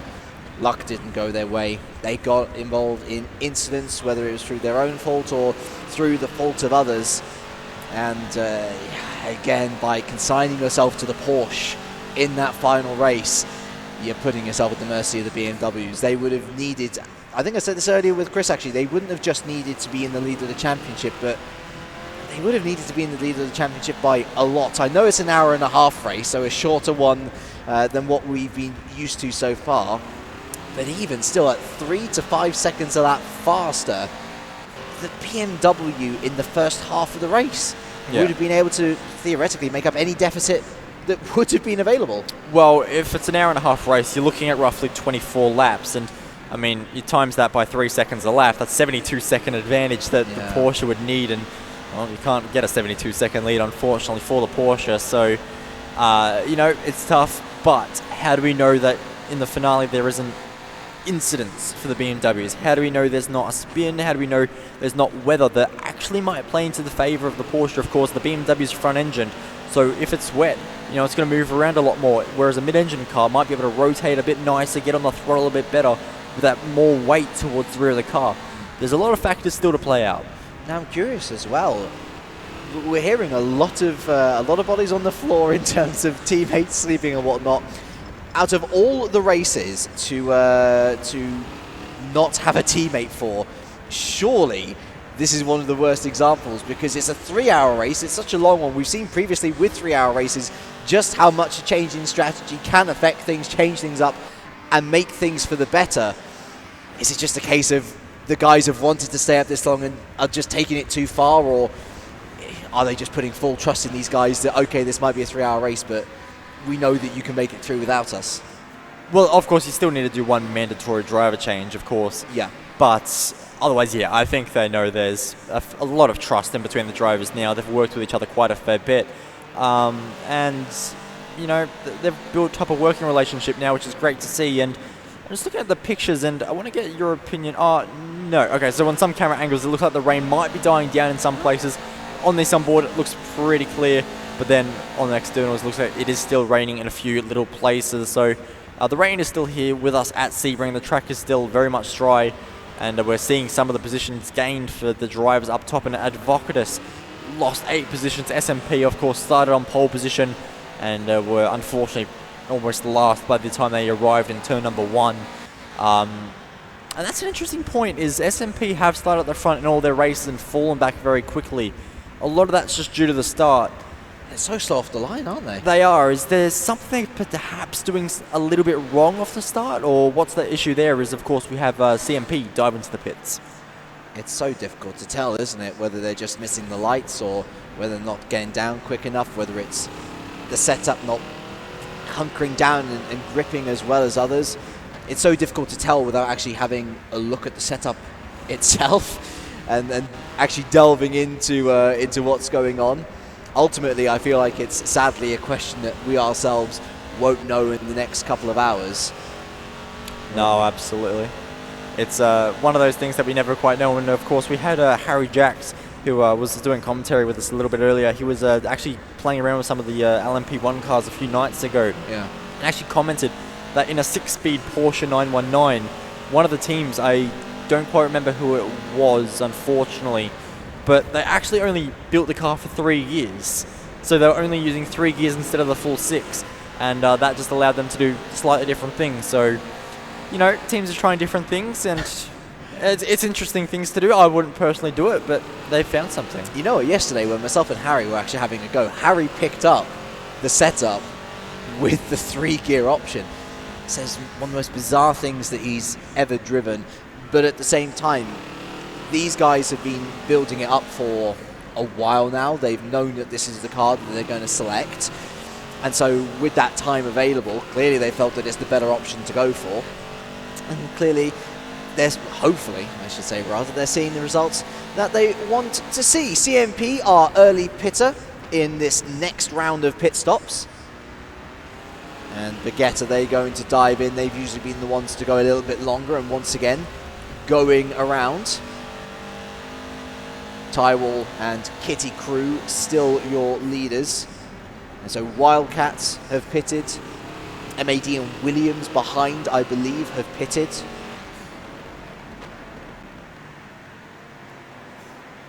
And for Kitty Crew, we've not really touched in with them since we were focusing on the story surrounding Baguette in this race so far. But they've been able to extend that gap up from 1 second to 10 over the last stint. They've been putting in work, very similar to what they were doing in Silverstone. And it seems like another win in the prototypes may very well be coming their way. Well, they very well could be, and of course that gap that they, are chasing down at the moment is a pretty sizable one. But it is now only 6 seconds to Tywall Racing in front of them, and 6 seconds in, we're not half race distance yet. We're still 7 laps off halfway race distance. So there's a lot still to play for, and they are not out of this one by any stretch of the imagination. As you can see, Kitty Crew actually with the quickest lap of the race, a 1:42.4. And if you saw the other time there, which was a 1:57, you're wondering why it was so slow. The race did actually kick off in dry conditions. So the pace delta between a dry and a wet track looking like it's around 15 seconds. The rain has definitely eased off, hasn't it?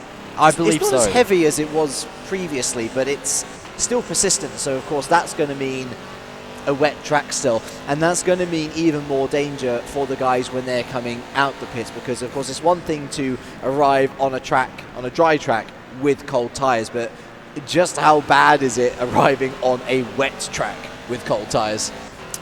Just about impossible, I would have to say. It's a very tricky situation, and these drivers are probably going to be making sure that if they are faced with a situation where it's a wet track and cold brakes, taking it very, very easily, because you could find yourself skating off the road very quickly. Well, whilst this race continues on as we hurtle towards the halfway stage, we've got another little piece to show you on the story of F1 versus LMP1. Favourite for Le Mans honours, the Toyota TS050 is the World Endurance Championship's only hybrid runner within the LMP1 class. With such a sophisticated powertrain, there's a number of similarities compared to Formula 1. Let's take a look at what's behind the curtain, and you compare WEC's front-running car with the current F1 Championship leader, the Mercedes W10. The TS050 has undergone a steady path of aerodynamic refinement since its debut in 2016, as the Toyota engineers find ways of overcoming the shackles placed upon the car by the regulations. Across the WEC season, manufacturer is allowed to develop two different aero kits. Traditionally, Le Mans gets its own to deal more adeptly with the long, flat-out Hinault straights, while the other package is saved for the remaining venues. Everything is put together to limit drag. The inlets at the front have been opened out to bring air around the inside of the wheel pods, which are a lot squarer than the first iteration of the car, to change how the high pressure zones at the front are distributed. Mercedes and the rest of its Formula 1 counterparts have a completely different game to play with aerodynamics. Without covered wheels, much of the attention is on guiding the turbulence kicked up by the tyres away, while trying to grab a high level of downforce without the drag penalty. On the Toyota, the splitter has also been reprofiled, having been moved up from its original 2016 position 2 seasons ago, as the FIA wanted to control downforce levels. Meanwhile, Formula 1 cars use a front wing rather than a splitter, and although it develops a similar effect, splitting high and low pressure air to create downforce, there's all of that guidance outboard to control the amount of tyre weight produced. Behind the front wheel, the Toyota's bodywork has also been broken up to clean up any turbulent flow shed from the wheels and send it through the inlet to the rear of the car, using it to boost downforce. The Mercedes has barge boards to produce that effect, which have become hugely intricate in recent years. Those pair up with the side pod undercut to create the shortest possible path for air to pass around the car. The outlet at the back of the Toyota is similar to the double diffuser concept in Formula 1, offering space for the airflow to expand and develop a greater low pressure region. These were banned in F1 at the end of 2010, so teams today have a hugely intricate diffuser geometry to claim as much downforce as possible. The Toyota's rear wing will be in a low drag position for Le Mans to squeeze every drop of straight line speed out of the car. In Formula 1, Mercedes has the DRS to use along the straights, which gives a top speed boost when within a second of the car in front to overtake. Contemporary powertrains in F1 are pushing 1000 brake horsepower, and Mercedes, like its competitors, has a 1.6 litre V6 with a single turbo. In endurance racing, the powertrain regulations are more free. An entrant can run either a large capacity naturally aspirated engine, a smaller turbocharged unit, or a full hybrid powertrain. Toyota is very proud of the 1000 PS, or 986 brake horsepower figure, that its hybrid powertrain has. Half of that is produced by a twin-turbo 2.4 litre V6 engine, and the other half is produced by front and rear electric motors to complete the all-wheel drive system.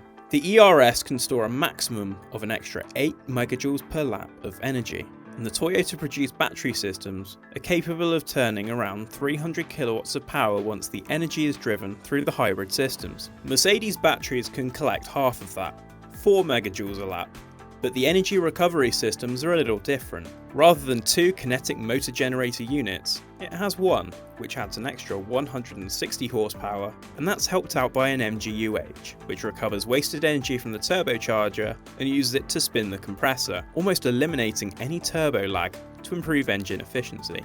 Fuel flow limits in Formula 1 must not exceed 100 kilograms an hour, but in the hybrid subgroup of WEC, it falls to 80 kilograms an hour, and they're only permitted to fill up with 35.1 kilograms of fuel per stint, around 15 kilograms short of its LMP1 competition. Regardless, the Toyotas are able to go a lap longer on each stint, having not agreed to losing its refueling time advantage for Le Mans.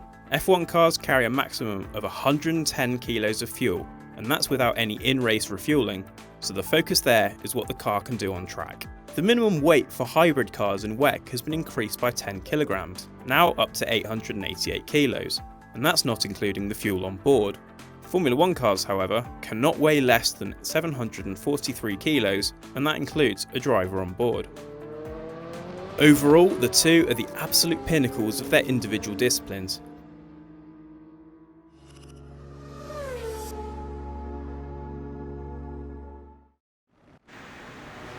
It seems like a tale, a debate, an argument as old as time at this point, isn't it? Formula 1 versus endurance racing in this current form, of course, the WEC.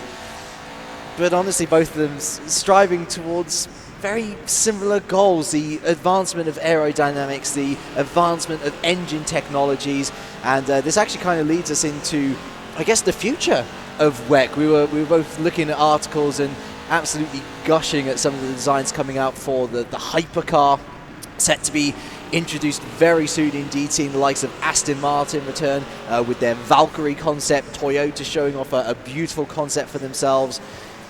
F1 is ever evolving, and it kind of looks the same, but as we've seen actually with all the historical VTs that we've had through this broadcast, looking at the modern era with our prototypes on screen and looking at the future with the hypercar, they both evolve just in different ways, but with very similar goals. It's all so fascinating. Yeah, absolutely. They're both chasing the absolute benchmark of performance. They're both pushing as hard as they can, and they both achieve it in very different ways. Of course, Formula 1 so high in downforce, whereas the LMPs are a lot more about minimizing drag, absolute efficiency, and it's very interesting to watch how they all go about it. But the hypercar regs look very, very cool, and like you said, we get some new manufacturers in, and that's some big news as well. Even for the Le Mans Esports series going forward, potentially, if should we be able to continue on into the future, because they are some very attractive looking cars, and I'm sure there are plenty of gamers around here who would love to get their hands on one, and they're not alone, because I know for a fact I would too. I will agree with you there 100%. I cannot wait to see those hypercars both in real life and in the virtual scene, certainly. But right now, our virtual scene looks like this. The prototype, the LMP1, is the top dog. And top dog in this race remains the Kitty crew, who have done an incredible job to now extend that gap in that 5 minutes that we were watching the F1 versus WEC explanation. Another 5-6 seconds eked out on Tyre Wall Racing. We can't take away from Tyre Wall Racing. Much like with Silverstone, they are doing an incredible job looking at their previous results. This is going to be equaling their best on the podium, $2,000. Brilliant stuff. The Kitty crew are just stepping it up to another level. And I mean, there's no better time to get this kind of result in the bank, is there? Of course, it's the lead up to that final race, number 9, where there's so much on the line. So it's the best time to have that result. So if they can manage it, and if they can make sure they get those big points, get that confidence built up as well, that's a big thing for them coming into this next race. And that can just be the difference. It can just be a mindset switch for some of these drivers. It's just the little details there which is going to make them push to the next level, and that could be the difference in their race. That could be the difference between them coming 7th and 6th as Veloce Esports find themselves getting stuck on the outside there as Kitty crew come on through up on the inside there. So a little bit of a train of cars here at the moment. I've got a feeling this might not be for position. No, it is for position. Well, sorry, my apologies. It's the leader getting involved with the battle for P8, the lead battle in the Audi category. I had a feeling Veloce might have been out of that, unfortunately, because we have seen the pace of the Audi just hasn't been there at the moment, unfortunately. So yes, it is Kitty crew there who are making their way through, and it's quite a bit of lap traffic, isn't it? It's a very jam-packed part of the circuit. So that is the I believe that's Mighty 38 car just in front as well, as they make their way into the hairpin. And well, the rain stayed pretty stagnant as well, of course. We thought it might have eased off just a little bit, but it's not really easing off continuously, is it? It's eased off for a bit and then it stayed. It's muggy and it's not going away, like you said. And certainly one of the aspects which we've not really even touched upon too much in terms, it's been a formality, of course, but prevalent in endurance racing in the WEC is, of course, the whole system of backmarking and blue flags. And I feel like the backmarking today has been of an exceptionally high level. So also often in other categories and in other games, we see backmarkers causing all sorts of issues, not knowing when to move over. Whatever. Sebring is a difficult track in that middle section to backmark on, and I think the Veloce and Mighty 38 there, David Hulk currently in the Mighty 38 car. Again, remember, 2 drivers in that car, so mental fatigue surely going to be playing a factor. In the Veloci is currently David Kelly. Kudos to both of them because they've basically let the race leader through scot-free. I mean, I think it just comes down to those teams having a big or large amount of respect for the competitors. It's, you know, they know the rules, they know they're not in the fight for the race win, they've not got much to gain by holding them up. Let them go, let them do their own race, continue at their own rate, and, you know, that's good to see, and that's what we should be doing, and that's great that we're able to set that example or precedent for sim racing, you know, and blue flag rules, because, you know, you've obviously commented on your fair share, I've commented on my fair share of lap traffic that, you know, has impeded or just played an influence in a race they probably shouldn't have, and that's always disappointing. But at the moment, you can see there we have some rather audacious moves being made at the back there behind the MAD Motorsport car as they're trying to defend from Baguette Racing. Baguette were just going left, right, left, right, left, right, seeing where there was an opportunity, and the answer was absolutely nowhere heading into Sunset Bend. So unfortunately for Baguette Racing, they're still stuck behind for a little bit, but you can see down on the bottom of your screens, as of round number 7, that is your point scores at the moment, and they have a 10-point lead over the rest of the competitors. In fact, a 3-way tie for second as well will be decided in this race. So Baguette Racing just give a little bit of a kiss there to the back of the MAD Motorsport car, and that kiss is enough just to distract them, and they do go a little bit wide and have to fight for their right on the track just a little bit. But Mad Motorsport, you know, they've been in enough racing situations over the last 24 hours. They've led enough races. They know how to deal with pressure, but they don't know how to deal with a bump like that, and that was a very large hit indeed. And I wonder if that is the level of contact that is going to involve these cars suffering a little bit of damage. If they want to exchange paint schemes, I suggest they do it in the pit lane rather than out on track. And it's lap 49 of 98, so we are at the halfway point of this race, and I think now we're starting to see the advantage that Baguette is attempting to pull out by staying out longer with every stint. Fresher tyres, able to go longer. And MAD, we've said throughout this race, the brief is finish ahead of Baguette. They are going to see this as it's 1 second ultimately off 10. So moving it down to 9, but that 1 second could be the difference between MAD, I guess, looking behind and gaining an advantage on someone else. Yeah, absolutely. Or if they get a bad, you know, Le Mans start, then that could be the safety net that allows them not to lose a position and be stuck in traffic. I mean, there's so many factors that play into this.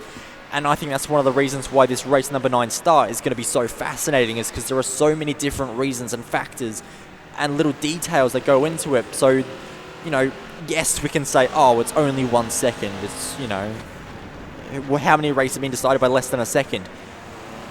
How do we know this isn't going to be one of those races that comes down to tenths of a second as down the inside goes Baguette Racing, and that looked all too easy, I'll be honest. Plenty of room there given by Mad Motorsport, or they just did not meet the apex how they would have liked. But they have the inside through this right kink, which is all you need to hold position. They should go defensive into the hairpin should they feel the need to, and indeed they do, holding it right out to the curb.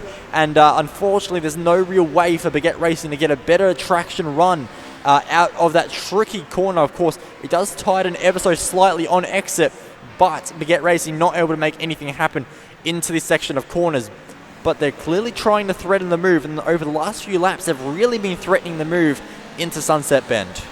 Thankfully for MAD, the meeting with the apex was delayed as opposed to completely adjourned, and they very much get away with it. A slip-up that Baguette on another day might have punished. Through Bishop and into the Le Mans section. And it is ever so tight between race leaders in the pit, and so is second and third and fourth. Yeah. Wow, okay. Yes, so it's the next phase already. You can you can tell all 4 of our leaders coming in. It was counting with Bo for a second there, I think, on the Le Mans Esports series, but nonetheless, they're all out of the pits already. Our race leaders, our second, third, and fourth, are still in there. We'll see what happens with Mad Motorsport. They decide to come on into the pits, so it may be a smart call, but are you shocked to see Baguette Racing continuing on with this strategy, or do you think this is just protocol now? They're pretty set in their ways, aren't they? I'll repeat myself from earlier. It's not hurting them. No. And so the only thing that they can potentially do is gain from it. And I don't see any harm in this whatsoever. I still doubt it's going to buy them a pit stop by the end of the race. Could be proven wrong though. Out comes MAD. And so where have Baguette ended up in all of this? We are keeping an eye on our Audi battle as well. It's still Mighty 38 from Veloci. Baguette into P3. Remember, however, they still need to pit. I'm curious as to how many laps at this point, though, after everyone else, they now pit, because by this point, you would think it could potentially rise to 2, 3, maybe I was going to say 3 laps, because this is going to be the 3rd pit stop for our drivers. So if they're able to go 1 lap longer per stint, you would expect it to be 3 laps longer. So obviously everyone else pitting at the end of lap 50, so you'd expect the end of lap 52 there for your other competitors, and riding on board with an Audi there in the case of Veloci Esports.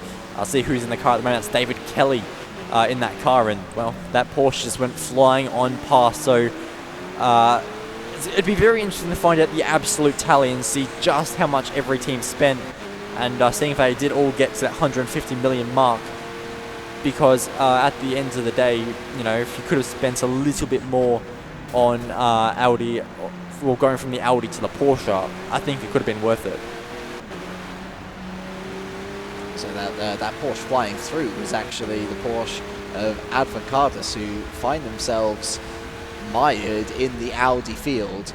And that was them getting a lap back as well. And speaking of lapping, here comes Tirewall through to lap Veloci themselves. Tirewall now 20 seconds behind Kitty Crew, but crucially, some 6.7 seconds ahead of Wildcats, who've jumped ahead of CMP. So that is a change through the pit stop phase, and Wildcats find themselves on the podium.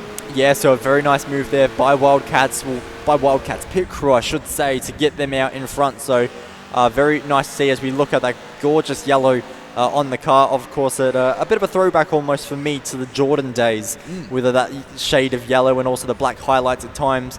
Very, very nice to see. And of course, let's not forget where Jordan got their first win. It wasn't at Sebring, but it was in these sort of conditions where it was very, very rainy. So maybe CMP can continue to make their way through the field, but unfortunately losing that spot to Wildcats wasn't what they needed. But nonetheless, at least they're doing very well in the livery department. And at the moment, we just kind of wait and see where Baguette Racing decide to play their cards, because they are one of the last ones to make their pit stop. And that's going to be an interesting thing to see, is if they continue with it, or if they perhaps go for a slightly shorter stop at the end. It's gut-wrenching for CMP. I was meaning to come to them at some point because they were doing so well in 3rd. One of our only teams yet to get any money on the board, of course. Their best position to date was P6, and that was back in race number 6. So they are still on for their best result so far. But sadly, that best result still isn't good enough to get any money on the table. And for Wildcats, their inconsistent day continues, but at least in this final race before the super final itself, an upward trend, which will only spell good things going into what will be the final chance to get some money. The final. But yeah, absolutely. It's going to be interesting to see how it all pans out. And, you know, if they can build confidence and move towards that, that's great. And, you know, they're in the BMW as well, actually, remember? Yes, they are. And, you know, I'm about to touch on that. Even if the final race doesn't go their way, perhaps, and, you know, they don't quite get the result or even any money away from it, they've still had an amazing experience here at Le Mans. Yeah. It's been a great event. I know everyone here has been smiling and, you know, enjoying the company they've had. And, well, I mean, they also get a free trip to Le Mans. And, I mean, I haven't heard of one person in the 7 billion on this earth that have complained about that. Absolutely. And again, the actual camaraderie between the teams, it's been really heartwarming to see. And I know that you get this speech through a lot of different esports areas and whatnot, but genuinely, it's great to see that everyone has taken up the good competitive spirit without losing the friendliness and the wonderful community that the e-racing scene especially, I feel, provides. You know, we're all in this for the passion of replicating one of the greatest sports on earth, motor racing.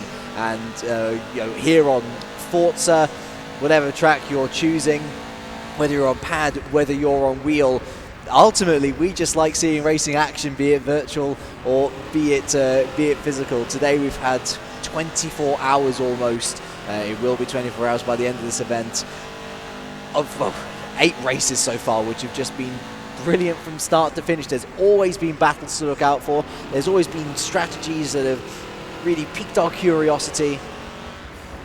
But we've had a little bit of everything, haven't we? Yeah. Admittedly, we've had some dull races where it's been a little bit spread out, but we've also had some amazing close finishes. You think to the like of, not even a finish, but you had that top 4 battle in your race, in race number 3 at Silverstone.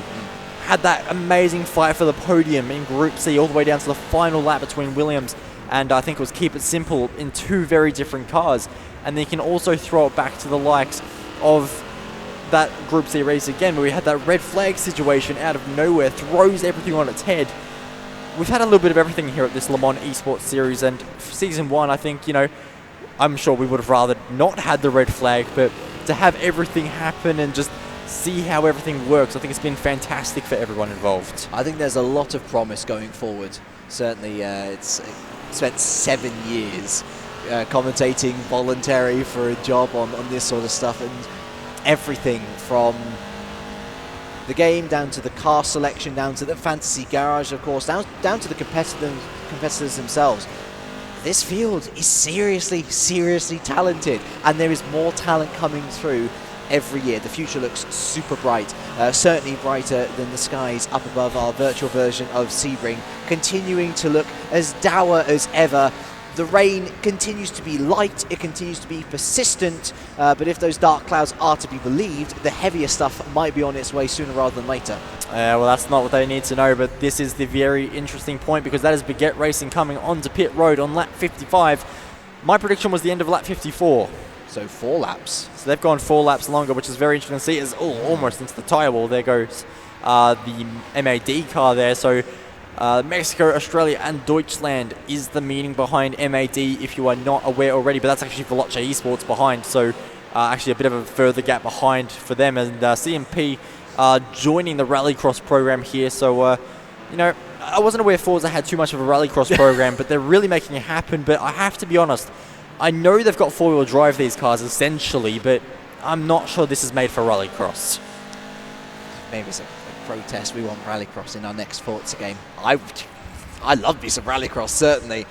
Not so great in these LMP cars, of course. Not exactly designed for those sorts of... Someone has had to take that Joker SMP? lap. Now, that was SMP. I'm curious whether that was an actual Joker lap / stop-go penalty. I think that was a mistake. Whether it was a mistake, yeah. I think that was a mistake, because they did not stop at all. They just continue to go straight on through. So, and they've done it again. So maybe something happening at SMP there where they're just struggling a little bit. So, just a couple little mistakes creeping in. It could just be fatigue, of course. It's a long race, and they've all been going for a long time. So, they're going to just keep ticking the laps down, keep making it happen. And this is the point where these drivers who are so used to a sprint format are going to be used to that much longer event. So it's interesting to see, and you can see there that out of nowhere, where's the rain gone? We've got blue skies here at Sebring. 2 minutes ago, it was absolutely bucketing down. It has all changed here at Sebring. You look one way... And a helicopter flying way too low. You look one way, and you have the UK. You look the other way, and you've got the middle of Spain. It's... One half of the circuit is going to be drying up a lot quicker than the others. CMP will most certainly be looking forward to getting to that part. I'm also keeping a beady eye on P2 and P3. I am convinced that that gap is ever so slightly starting to come on down. The Wildcats and Tyre Wall have had previous. The gap currently about 6.5 seconds. We will keep tabs on that. Maybe later in the race, the battle for P2 could reignite, but for now at least it is still Kitty Crew with a commanding lead. CMP currently focusing on in P4. MAD still rounding out the top 5, though Baguette keep them close company in P6, and that's particularly important for our overall championship, because it means that MAD will be gaining a second back into that gap, which Baguette have been gaining. Kitty Crew, of course, though, also joint second going into this race. They are on 12 points, and they are going to be basically halving that deficit, which any way you put it is a pretty decent effort at damage control. Yeah, absolutely, and I think that's what you need to be doing at the moment. And, you know, anytime you can limit damage is always going to be fantastic. Anytime you can just get points on the board when you know it's been a bad race, that's always the best outcome possible. Because you're not going to win every race, you're not going to top 5 every race. If you can just score consistent points, and when you're not able to score those points, just get some on the board, that's how you build a championship season at the end of the day. CMP are really they're really going for it, aren't they? The protesters. They're taking this rallycross program very seriously at the moment, but no, look, that's just fatigue at this point. It's so late for these drivers. They're not used to racing these distances for so long, and that's just little errors creeping in. And you know, there's still learning experiences for these drivers because, like we said, so rarely do they do this. That there's so much little details. They'll go home after this event and really learn. And for the next esports series that comes up that has endurance racing, they're going to be so much better prepared. Hindsight is a wonderful thing. By the time, I wonder whether the Sebring circuit has hired CMP to do the lawn mowing for them. Speaking of potential mowing down situations, Baguette have decided to turn up the wick a little bit, and that gap of 1 to 2 seconds has been eliminated almost instantly. They are back on it, are Baguette, and they want their P5 back. Of course, MAD overtook them some half an hour to an hour ago, so they've been quite comfortable in this position for a while. But of course, Baguette, they don't want that extra second back from MAD. They want to make sure that they stay put. And more importantly, actually, considering the Kitty Crew situation, they want to perform damage control of their own in response to what Kitty Crew are doing. Yeah, absolutely. But, you know, it's going to be very, very interesting to see just how this does go at the moment as we're looking at Mad Motorsports looking back to Baguette Racing, who are only 0.6 of a second behind. And the interesting thing is, it's going to be very curious for me, at least, with Baguette Racing, is that we've often seen them struggle in adapting conditions. So when the track goes from wet to dry or dry to wet, they have struggled a little bit. How will they go in this phase of the race, and will that hurt their result overall? All right, we are 40 laps from Sebring completion. And while we watch MAD continue to hold off Baguette, it's down to Bryn. Thanks very much, guys. We are, as you say, 40 laps to go or so. We have been running for quite a long time. And I thought I'd just catch up with a few of the teams who are happy to chat. A few of them are very, very tired, as you'd expect. Jacob is here, though, and he's watching on at the moment. Jacob, we've had a bit of discussion in commentary about choosing your cars, and the budget is $150 million. Do you know what your overall spend was? I think our spend was 148 million. We could have used the extra 2 million, but in one race, the Ferrari BBLM was a lot quicker than the alternative, the cheaper alternative, to make that so we could get the extra budget for another car. And that would be the biggest time-saving quali, so we went with that instead.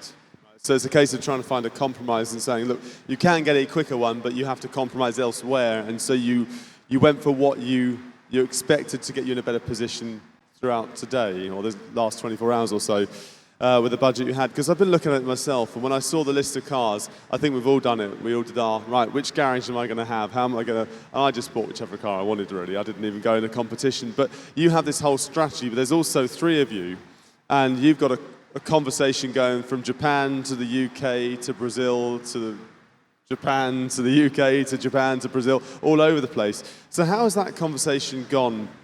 Because you've each got your own strengths. It's gone all right. The time zones is one thing people don't usually take into account. So Azzy is 12 hours ahead of Solo, and I'm 4 hours ahead of Solo, so I'm sort of in the middle. If we want to all talk at the same time, one of us has to sacrifice a little bit of sleep to get around it. But it's not been too bad. I picked up earlier on the fact that Azzy doesn't actually speak English, so it's a Google Translate job, but it does the job.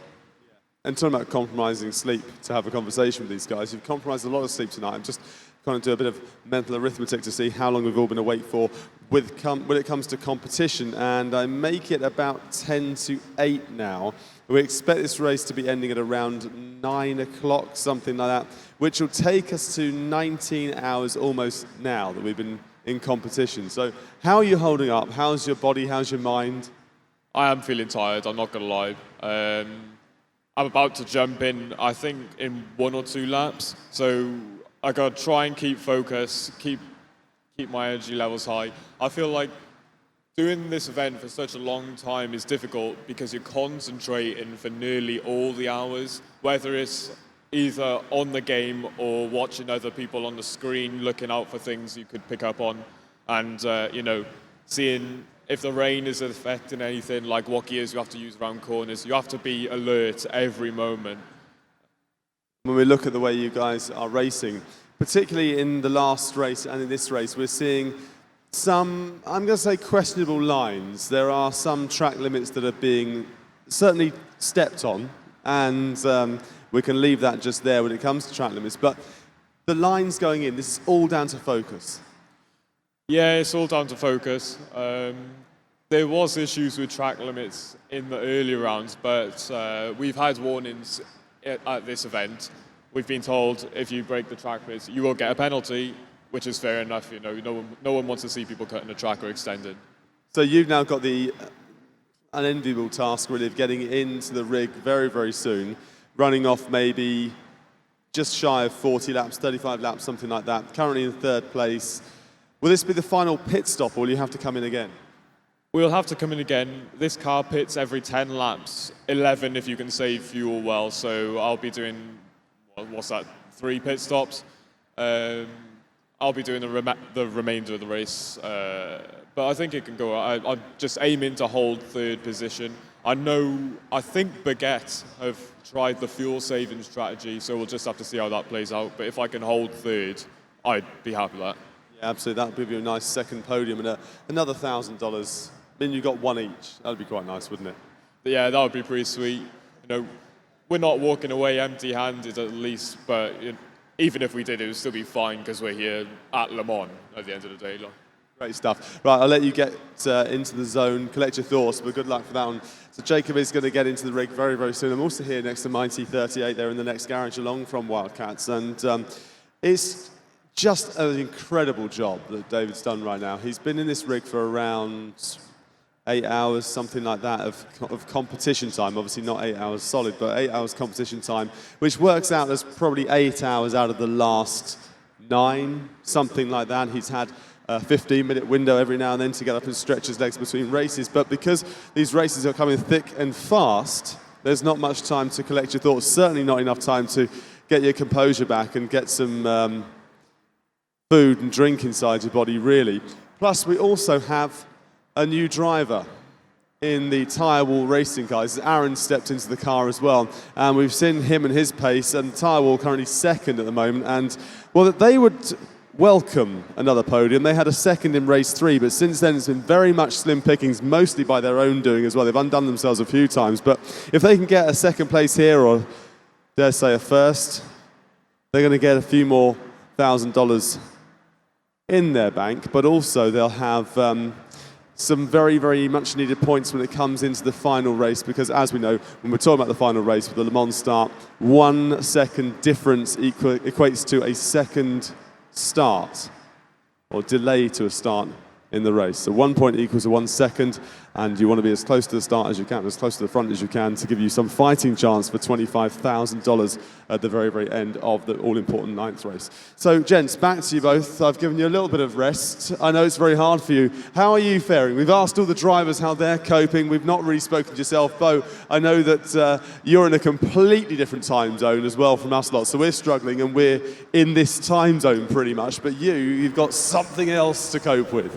Yeah, so normally back home in Australia, I'd be 8 hours ahead at the moment. So having to go back that time, and I've now been up since 6 o'clock yesterday. So it's been quite some time. So it's actually been, I'm now into my 26th hour awake, and I'm still up for a little bit longer. So how about yourself? Well, same boat in the sense of I've been up for as long as you have. There were so many great points actually, Bryn, that you're picking up, which we will pick up after we're done with this little bit, but goodness me, I can relate to Jacob. I feel tired.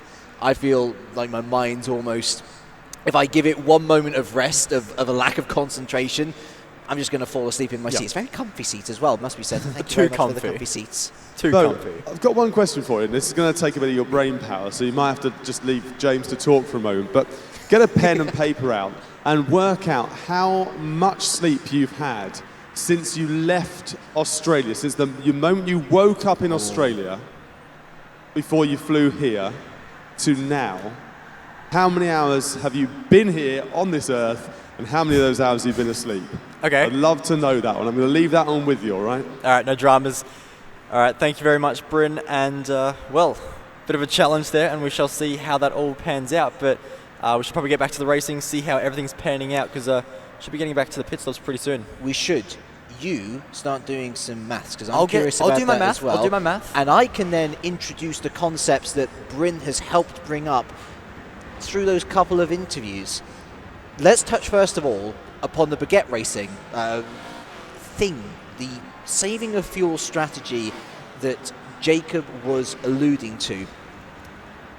4 laps gained on the pit stop stint at the last pit stop, which was over halfway through the race. Now, each stint being 10 to 11 laps, like Jacob said.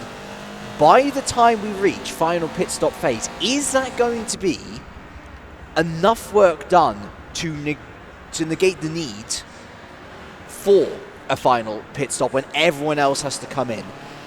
I think it's just going to be shy. SMP go off again. That's on the exit of the Almond Straight. We've seen Williams go off there. Quite a few drivers, to be honest. So definitely not not on his own in that particular department. But I don't know. My calculations suggest that Baguette simply have an advantage on the tyre where they won't have that much of an advantage to gain a pit stop. Moving onwards, there's lots of, I see lots of inputs going in. Have you gotten any closer? So it roughly works out to around 11 hours. You've had 11 hours of sleep. Yeah. Wow. So that is less than half of the total time of this event that you've slept since Yes. getting here.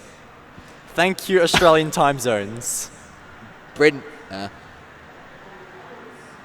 Have you been on this earth for in that time? So what time did you wake up in Australia, and what would that equate to in France? Okay, I'll have to work that out as well. Yeah, This because I is need some so comparison. I wonder how many hours you've been asleep in the entirety that you left. From the moment you woke up in Australia to now, how many hours? Because I reckon out of all the people in this area here, in this arena, you've probably slept the least. Okay. because we have tanked it through the entirety of the broadcast. We tried to, when we made our schedule, we tried to make decent breaks so that we have a chance to rest our voices and such. We both said, okay, well, the last race is an hour and a half, so we'll step in for race number 8. Spoiler alert, we're going to go on and do race number 9 as well. There was a break for both of us. You didn't sleep in it. No. I didn't sleep in it. So very much of our own undoing, I guess. But Well, yeah. it's part of the love of the job. We have a passion for it. We want to bring the best quality commentary to you. That means watching the races to see what happens and help develop the story. We've absolutely got no one to blame but ourselves for that. It's absolutely 100%. true. It's on us. But no, it's been a fun event. We've enjoyed it, so Absolutely. And that goes back to Jacob's final point. We're here because it's fun. We're here because it's a great time. We're here because it's Le Mans and the Esports series. And we still have less than 1.5 races to go yet. If you're just joining us, first of all, good morning. Lovely to have you with us. We're in the final stages of the super finale, whichever way you want to put it, of the Le Mans Esports series. We're currently knee-deep into race 8 of 9. And this particular race is super important because it is the last chance for people to gain points for the championship table, which helps dictate the grid, which is a Le Mans start, by the way, delayed Le Mans start based on how many points you are ahead of your rivals. Oh my goodness, someone almost going into the wall there. Was that the Baguette racing car? No, we're on board with Aaron Martin Pilkington just coming into the tyre wall racing car. Oh, it was the Baguette. Wow. So the Baguette, of course, on that longer running strategy, almost just plowed it to the inside of the Ullman Straight. Yeah, well, that's not what you need to do. Of course, they have that advantage in that final race at the moment, but, I mean, they can still lose it if they bin the car and, you know, can't get the car recovered, or it's got too much damage to really properly continue in the race. Then out of nowhere, they can still lose this pole position. So it's not a complete done deal just yet for these drivers. So, you know, they have to be careful. Of course, they're running in third with only, 33 laps or so left to go in this race. Yeah. You know, I think right now it's just better to be safe for them and then just really focus all your effort, your energy, and your attention into that final race. There'll be a bit of relief, of course. We saw some rain earlier in this race, heavy rain at that, and then it kind of settled down, but the rain persisted, so it remained wet conditions, but now it's drying up, arguably dry, honestly, looking at the track in its current state. But we'll remind you of what we said at the beginning of this race as well, as Bo alluded to. Although they hold a dominant championship lead regarding how many points you can earn for a win. That's 12, by the way. Points going all the way down to last, 12th. That's 1 point for that particular driver.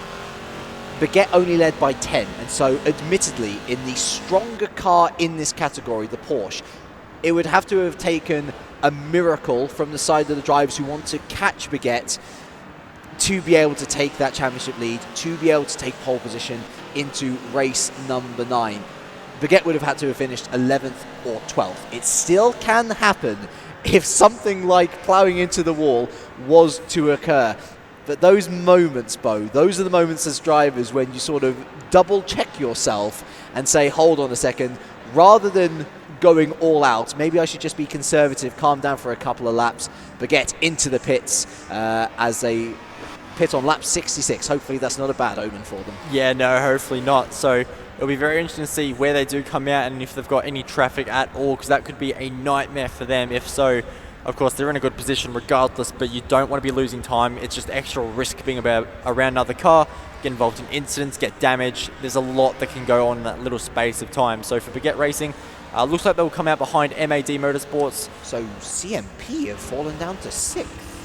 Yes, I imagine that would be to do with a lot of their rallycross excursions, because of course, although they're not major, they're not that dramatic, they are still scrubbing off quite a bit of speed. They're only a second behind Baguette Racing. All those little moments would add up. And add up, they have the team that was once comfortably occupying the final podium position on course for their best result of the LMES so far. Sadly for them, now languishing back in the midfield, back in 6th. So actually still on course to equal their best result so far, but sadly not in the money for them. It means that Baguette actually gain yet another position, another point back on Kitty Crew. Kitty Crew doing all they can, doing everything right. But sadly, from their perspective at least, the great starts from other teams, they're starting to fade away, and this is where Baguette are starting to shine. Yeah, absolutely. So it's going to be very interesting to see how Baguette go in this final phase of this race, whether they do just choose to go for the safe option, or if there is anything that they choose to just be a bit more relaxed with. But I am noticing CMP are cutting that little corner just up through the Le Mans left bit quite a fair bit, and I do wonder if the stewards is going to start bringing a bit of attention to that, because they are doing it rather consistently. Well, I guess another illusion from illusion from Jacob. Race Control are happy to hand out warnings just to the drivers personally, saying, hey, hold on, be careful about your track limits, otherwise we're going to have to, enforce the rules a little bit more stringently, a little bit more strictly. Thankfully, it seems like most of the teams on many occasions have taken note and have moved forward without issue. I didn't actually realize how close the CMP car was to the Baguette car. It's still only 6/10 away.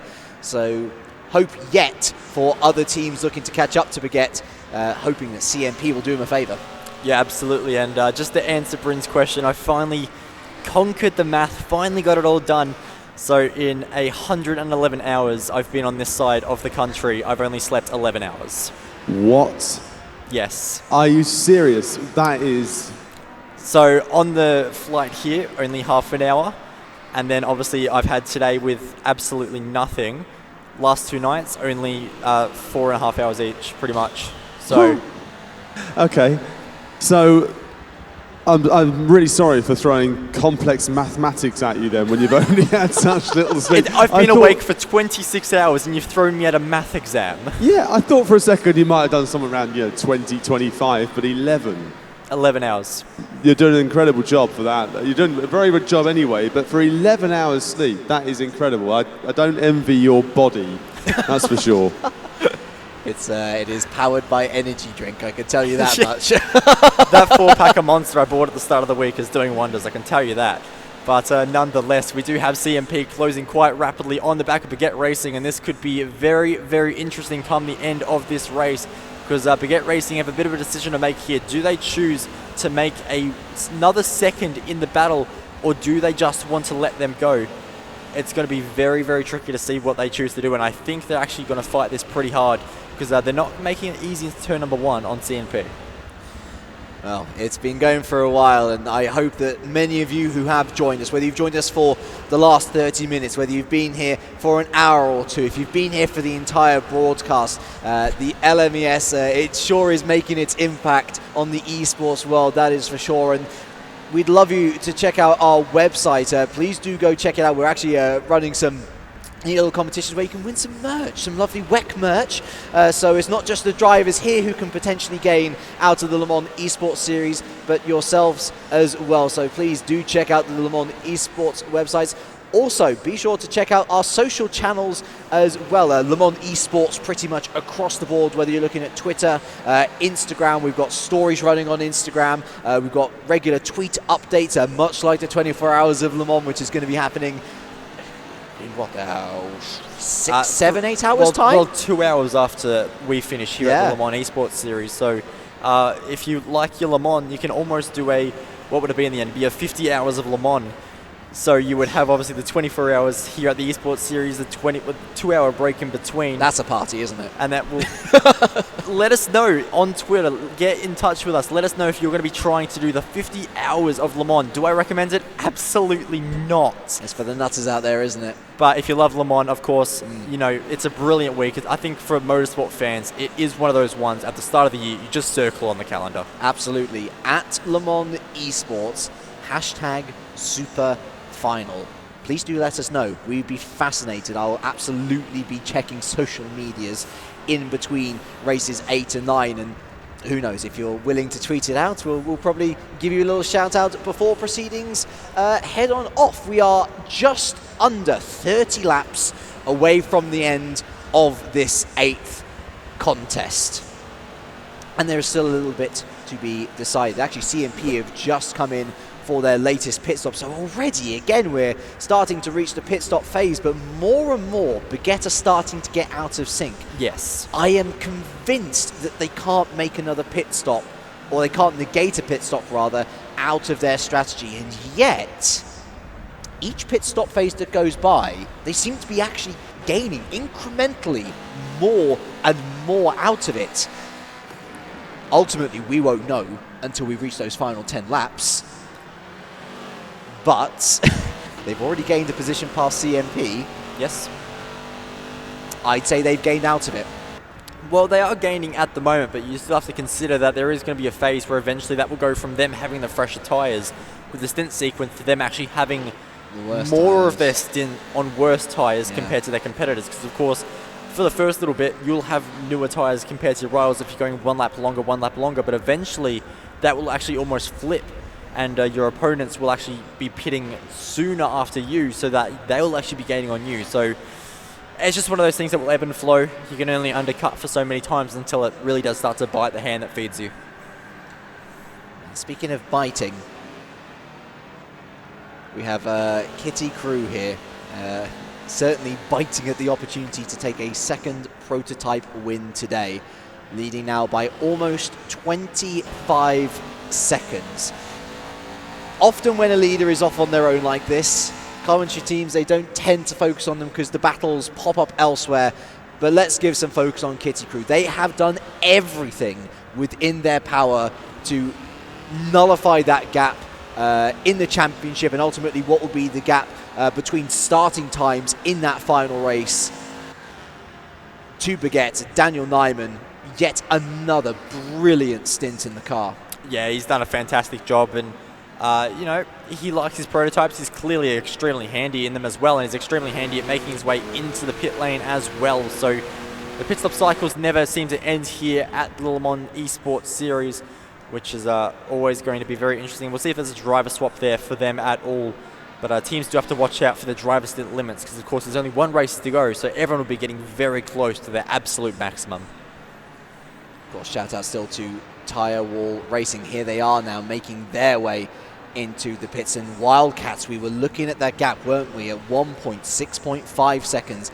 Now down to 3.5 with 27 laps to go. I feel like this battle that we were hoping for between P2, between P3, could become a reality. Of course, Tyrell won't want to hear that. They want to secure that P2 for themselves. But as a spectator, as the guys interested in great battles on track, for Wildcats to look at another $2,000 potentially for the pride of Tyrell Racing, it certainly throws up a fascinating prospect as we enter the final stages.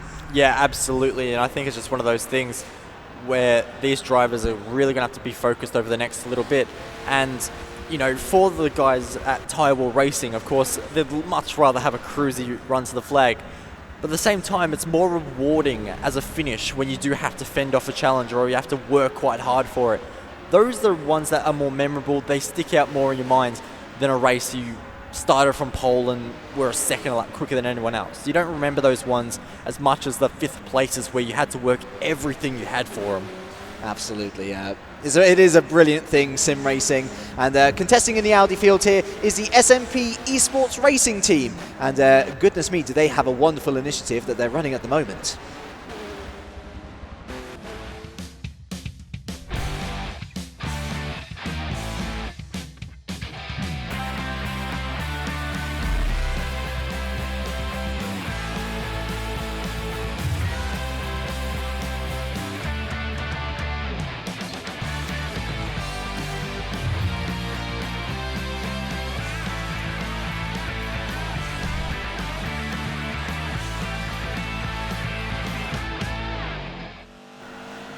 It is a great initiative, so be sure to check them out. But back up at the front at Sebring with 26 laps remaining. It is Kitty Crew who lead, and lead well as well. It's been a great drive so far from the Americas-based team, of course, featuring Canada, the US of A, and Brazil.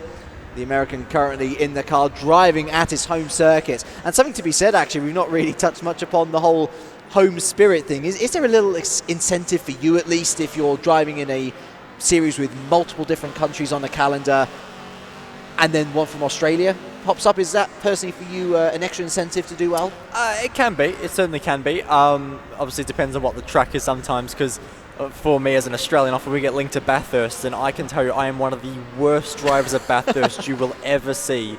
It's quite embarrassing, to be honest, but yeah, if it's like a Phillip Island or something, for me personally, you know, it is a round I'll always enjoy, I'll always put a bit of extra effort into, and I think overall you actually are quicker as a driver there as well, because you've tended to actually grow up watching a series of that track. You've tended to actually see how the pros are doing everything, so you actually do learn a little bit off that. And you know, I'm just going off my experience from the series I've you know, commentated on and also viewed as well, is that that's actually a very general trend. So if, you know, a World Championship goes to a German round, you'll actually see the German drivers actually perform quite well, because it's a circuit they're always racing on. It's just one of those things. So it's perhaps not too much of a coincidence that at the moment Dan Nyman is doing so well, and in fact was even down at Sebring earlier in the year for the Sebring 12-hour. Of course, what a great race to attend as well. Actually, just stepped out the car in the last pit stop, so we have just learned there's actually his Canadian friend Evan Thorogood, also known as Raceboy77. It looks like he's going to be the man taking the car home. But absolutely, my local track is Brands Hatch. Absolutely love it to death, and I always feel like I have a bit of an advantage, even though I've never actually driven on it in real life, by being there, by experiencing it, and honestly by just naturally gravitating towards it whenever I practice with new cars. there's something tangible there that just gives me an edge. Not that I'm particularly fast in the first place, but in basic online lobbies, I don't know. I feel like there's something special between it and I, of course. Well, maybe Dan Nyman feels that as well with the Sebring. He's been there, he's seen the race. Maybe we'll have to ask him, or maybe we'll have to get Bryn to ask him in a little bit. But back to the baguettes. And honestly, considering everything that's happened, considering that they've not had it their own way, pretty much was the case in Silverstone where they took a podium, not too shabby at all. We're still yet to find out the ramifications of this long game that they're playing. They've extended every single stint by a lap, 2 laps or so, 3 laps at best. Will it mean not having to take an extra pit stop at the end? If that is the case, Baguette are on for another podium. They could be on for more than a podium, in all honesty. They could be on for a second place, or maybe even sneaking that race win if Kitty Crew do have a relatively slow pit stop, because the margin at the moment is 24 seconds, and it's hard to get an exact read on just what the pit lane delta time is, because we sometimes hear it 17 seconds. I've also heard it being known as 38 seconds. So again, that's just competitors trying to just throw commentators off the scent. But if it is a slightly larger margin, there's every chance Baguette Racing, if they can keep the pace up, are still in with a chance of this race win. Let's see. I guess we'll get a better idea, honestly, on this next pit stop, because as Jacob Belket clearly stated, these stints are only meant to be 10 to 11 laps. The fuel tank is extremely limited in these LMP cars. There's only so far they can run. There's only so much a driver can do to save the fuel. And so if you were to pit now, then you would have to take 3 more stops. Yes. Just 3 more stops. Just. If you could make it another 2 laps right now from where we are, you'd be able to make it on 2. On 2. Though, assuming you're at fuel a saving. stretch, yes, exactly. Which could ultimately limit your pace. And to bring in your point from earlier, Bo, of course, if Baguette are able to successfully do this, yes, provisionally, as things stand, as your graphics are showing you, they would be in second. Of course, by the end of the race, they'd be on the worst tyres in comparison to everyone else as well. Yep, so that's going to be always the catch-22, basically, of an undercut. It's always a benefit until it's not a benefit.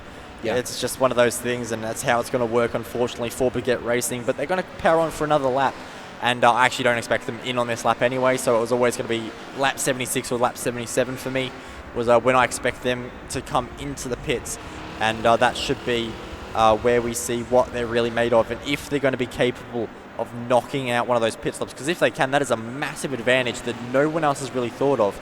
And it could explain their pace as well. We thought at the start of the race they were being extremely conservative. Yeah. They've just been playing the fuel safe game. So they are 1 lap away, aren't they? So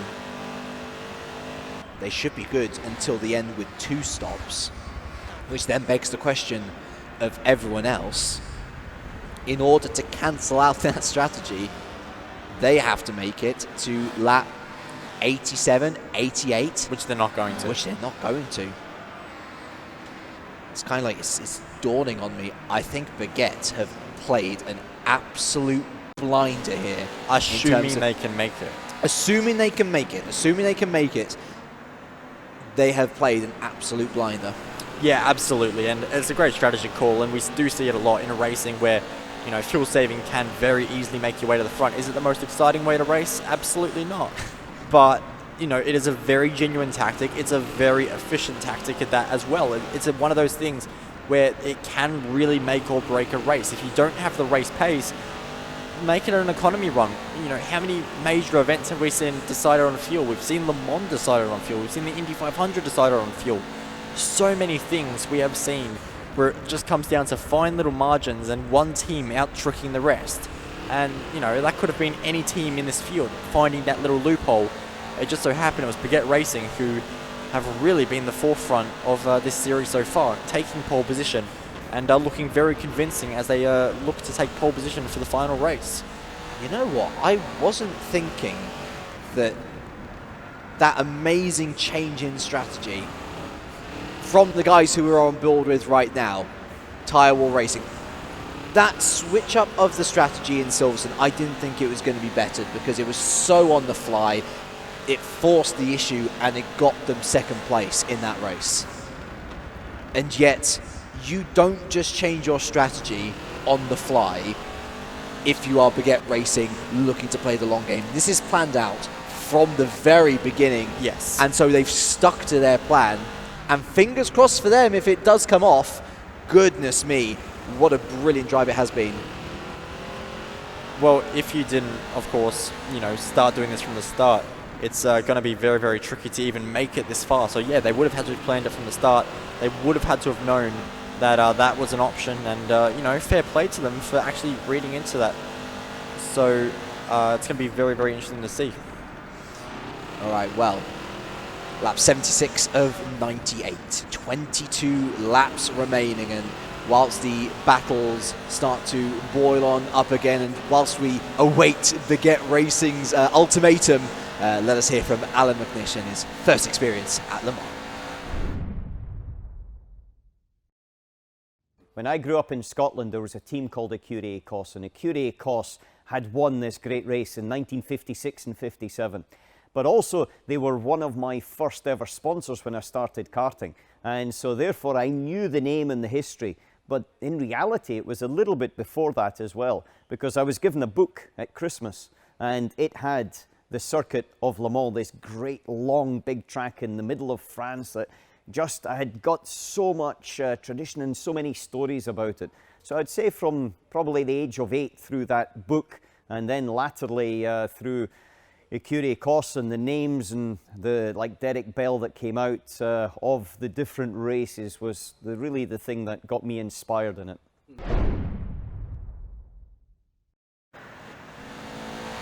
Lovely to hear memories from one of the legends, one of the nicest, one of the most caring and one of the most passionate people, I feel, about motorsport and its continued progression. Of course, we actually heard earlier about his thoughts on safety in motorsport and how far we've come rather, how much further we have yet to go still. And honestly, another one of the great things about esports is you can do it in the safety of your own home, and actually it tends to produce some excellent racing that you might not necessarily see. People emboldened to take the moves that might be considered too dangerous out on the real life racing circuit. They're possible in the virtual world. Yeah, they absolutely are, and that can be both it's a bit of a double-edged sword. Sometimes you see good moves, sometimes you see drivers being a bit too opportunistic with that extra safety, and things can get a little bit clumsy. But the guys at this level, for the most part, they're going to be making smart moves. They're going to calculate what they have to do, and they're going to, not do anything too brash on the opening laps, for example. So I think that's very, very good that, everyone is able to do sim racing in the safety of their own home. And it's one of those amazing sims, and I heard Harry talking about it a little bit earlier in one of the earlier races, is that sim racing is one of the only sports that you can actually replicate in a game. Yeah. You can't replicate kicking a football on a controller. You can't replicate dunking a basketball. But if you've got a wheel and pedals, you can replicate driving one of these cars. Absolutely.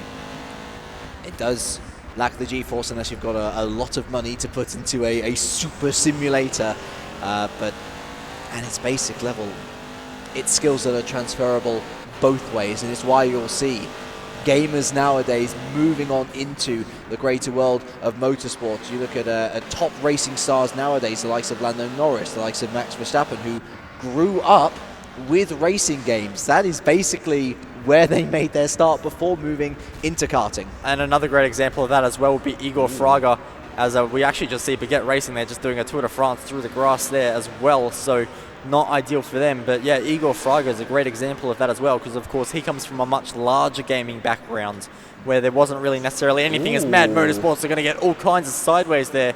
And this is a very interesting scrap at the moment. Christopher Cabrera is in the Baguette Racing car at the moment, and we know that car has plenty of pace, and it's Kian Butler in the MAD car, so these two are scrapping it out, and this actually is for position on track. I wasn't aware, so this is for position, so this could get a little bit dicey, and this could throw Baguette Racing's strategy a little bit down the toilet, because this is not helping their fuel saving. So they've made their pit stop. And so now we await everyone else and when But they pit. They can't make it to the end from here. Well, no, neither can Baguette either. Like, they have to make one more pit stop. We know that much. Yes. The question is, does everyone else only have one more stop to make? And that is where this race, where the podium is going to be decided. If what we're hearing is 10 lap stints, then in theory, some should have 2 pit stops still left. Yeah. Which would mean that Baguette would almost cut an entire pit stop out, which is fantastic for them. And they should be able to jump up the order quite a fair bit. So we'll have to see. It all depends on when the likes of our race leader, Kitty Crew. There we go. It's been a long day. They come into the pits. If they come in on lap 80, they should be okay to do it on one more stop. But if they have to come in at the end of this lap, it's going to be a little bit more tighter, and they might have to just conserve a little bit of fuel, which, you know, they've got the lead to do it. Won't be a big drama, but still an unnecessary thing they might not want to have to do. Well, CNP, I believe, have been in and out. So, it's Advocatus. I'm pretty sure I saw the pit stop sign on that CNP car as well. As down the inside dives the Baguette car. And that might be positioned. No, the MAD car just able, again, to use the nature of the circuit to their advantage. And doing themselves and Kitty Crew a massive favour by holding up Baguette here. Maybe even Tirewall as well. I think it's Tirewall's second place at the moment, which is the most under threat from this alternate strategy. And the longer that MAD can keep Baguette behind, the more likely that second place is going to be secured. Yeah, absolutely. This is hurting Baguette Racing team quite a lot right now. They need to find a way past, and I think the driver in the car at the moment, Christopher Cabero, really knows that. Of course, they know that there is a potential second place at stake here, and if they can make this move happen soon, they have the best opportunity at fighting for that. Whereas right now, they've got to run at the pace of Key and Butler, which might be a little bit slower than what they are capable of. So it's a bit of a do or die move here, perhaps incoming for Baguette Racing in the next few corners, because if they don't make this move stick now, they might not be able to make it stick on the second place on the podium. And that wasn't the best run through turn number 1, so for Christopher, he's going to have to be a little bit more careful on the remainder of this lap. Whilst that one rumbles on, Bryn, it's over to you. So, we're talking about pit stops and how often they're going to have to go. Around 10, 11 laps we're talking here. Noticing Baguette running long, trying to run long to save one of those pit stops. Are they conserving fuel with Forza 7? Does it work in the same way as it would out on track with lifting and coasting, so you're burning less fuel effectively? Is that the way it works in the game as it would in reality? Yeah, absolutely. So basically coming to braking zones, just lifting off 100 meters early or so, just making sure you can actually reduce your actual time on the throttle throughout the entire lap, get that throttle percentage down as much as you can, and also just keeping the revs low as well. So if you can out of corners, make sure you short shift, keep off the rev limiter so you're not cutting more fuel into the engine than you need. And I don't believe on Forza there's any fuel maps or anything you can change, so it's just purely down to the driver's right foot and technique. So it's short shifting, lifting and coasting to not burn as much fuel. Exactly. But you will still have the tyre wear. Absolutely. So you're going to have scrubbed your tyres, so you'll be all over the place, or you'll have less grip, but you'll be heavier because you'll be carrying more fuel as well. Yes, but at the same time, of course, if you are lifting and coasting into a corner, you're also putting less lateral load through the car at first. Because if you're just going to go max attack into a corner, you're obviously going to be scrubbing the fronts at first. So it's a double-edged sword, but you do make a very good point about tyres. But do you think that Baguette Racing can actually go through with this if they are going long? Do you think they can save that one, or are they going to find they're going to come up short? It's going to be pretty close, but I reckon they're going to be able to pull it off. So fingers are crossed for Baguette Racing's hopes. Okay, thanks. Not only that, but I'm going to join the conversation in saying that Kitty Crew have been in and out. The pit stop phase for these guys is happening now, which means that they have one more stop after this, which means that Baguette, in theory, where they are now, P3, P4, in and around that area, that's legitimate. Their hard work has paid off. Yeah, absolutely, and that would be a very big bonus for them if they could make it happen. So we'll see how this all pans out. Of course, we still need to see how the pit stops all shake out, but it is Kitty Crew leading your field at the moment. Baguette Racing provisionally positioned number 4, but this alternate strategy they're on can really pay dividends come the ends of the race. So, of course, every team has one more pit stop. They can't do 17 laps on a tank. We know that for absolute certain. But how are the pit stop times going to influence things? How is, of course, having the different fuel loads in the car going to influence things? And where does this put Baguette Racing if they can cut a pit stop? Of course, they have to make sure they stay on the track at the moment, just keep it clean. And there's a lot of pressure on their shoulders at the moment, is Christopher Cabrera. So we know he's got a solid head. We know he's got a solid mindset. But now we're really going to be putting that to the pressure. It's been a scrappy lap following actually a very good lap whilst we were having a chat with Bryn. Able to make their way past MAD Motorsport on track. Another on-track overtake potentially in the making is Wildcats. Now, we've been talking about their inconsistency, but when they have highs, they are often very good highs. And Tyre Wall Racing, they're going to be looking in their mirrors more and more now as that black, orange and purple machine gets closer. Bo, I believe you have something else for us. It's gone and spoken to Baguette Racing to find out what's going on with them and their strategy. Yeah. They do have to pit. And they're they going to do. go in around 6 from now, 88, something like that. They were saying that they were looking at second or third, but then they got in a bit of a fight with MAD Motorsport. Yeah. And that became, essentially, they were fighting with a back marker, although on track they weren't, because Baguette's race was for second, whereas MAD's wasn't. And so because of that, because they got into a bit of a fight, you know, to and froing, it means that they're going to do their pit stop and they won't be in a podium position because of that. And so they're looking at maybe 4th, maybe 5th, but they do have to pit stop.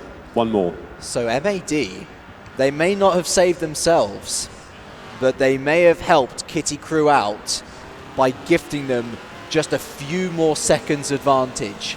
Well, they might have not just helped Kitty Crew at all. They might have helped a few other teams in that top 3 as well. So, like Tyre Wall Racing now could be safe, and also Wildcats if that fuel strategy isn't quite going to work out for them anymore. So, we all know every single team has to pit once more. That's for absolute certain.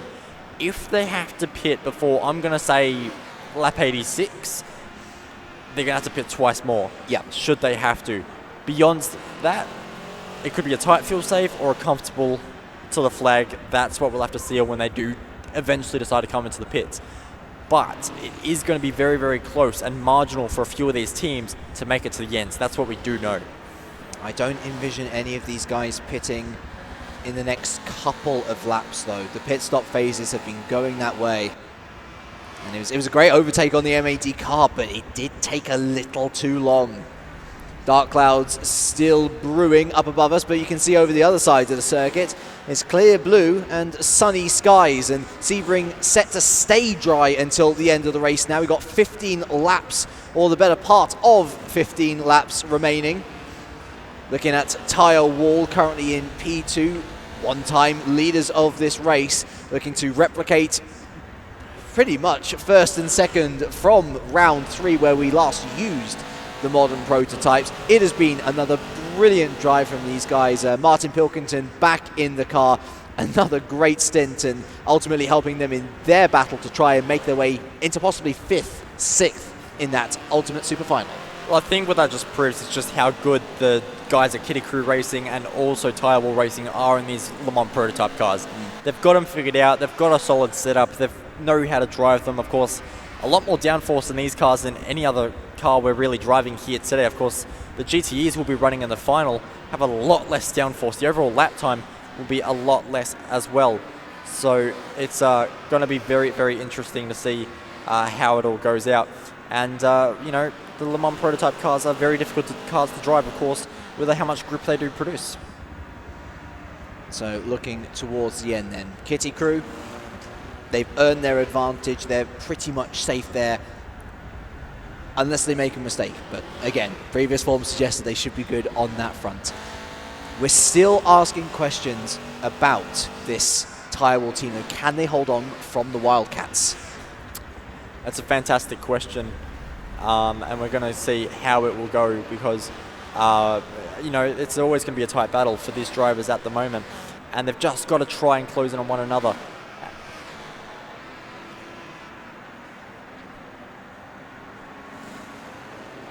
So, absolutely. So, it's, you know, been an exciting race so far. I think we can both agree on that. It's been one full of all kinds of adventure. Of course, we all started with the inverted grid as well. where we had SMP Racing on pole. Wasn't quite the start they were after. There was a bit more carnage on the first lap too.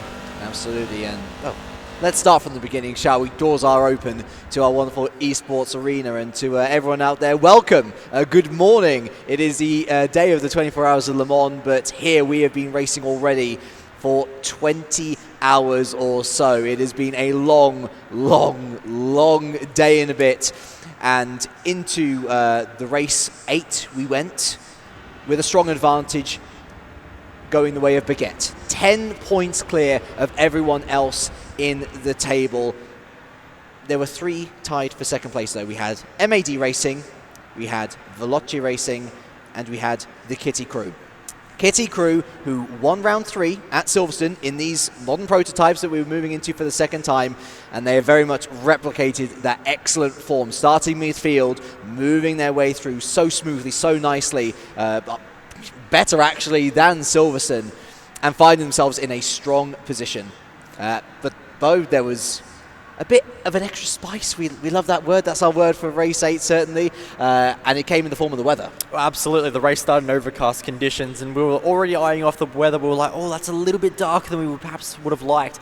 And then exactly what we would have expected. The heavens opens up around lap 20 into the race, and it really did throw a bit of a curveball. We saw Williams Esports in particular really struggling at one point just to find the balance of the car, really making it work for them where they could. Yeah. And then, of course, about 30 laps later, around lap 50 mark, where we're getting a lot closer to where we are now in the race, it actually dried out once again. So really changeable conditions here at Sebring.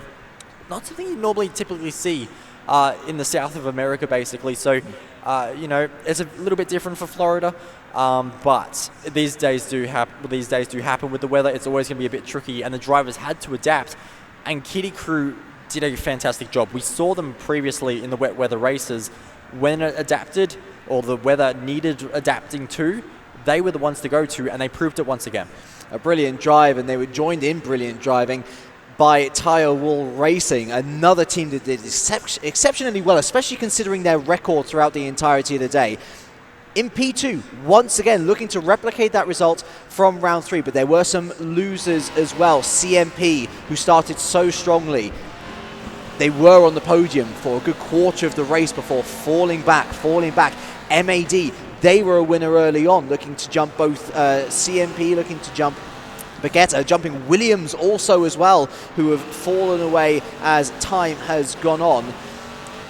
But it was Baguette who had the ultimate resurgence, and it came in the form of an alternate strategy, which was, it was so many twists in this tale, put to an end by MAD themselves. MAD, who were looking to try and beat Baguette anyway, just to try and get an extra a point on them, transfers into a second for that Le Mans start in race number 9.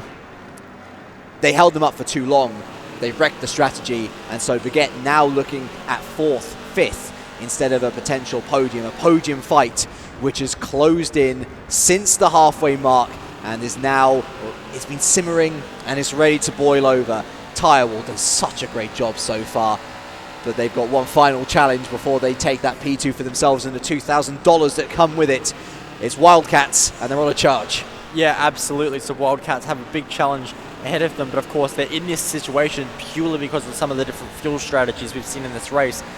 Drivers have been trying different things, and it's one of the first races we've really seen that.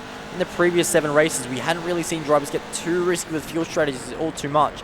This one we have Baguette Racing, we're trying to stretch it out one lap further than they could, really lifting, coasting, short shifting where they were able to, and it has paid dividends for them. We have seen them slowly chipping their way forward through the order, which is great.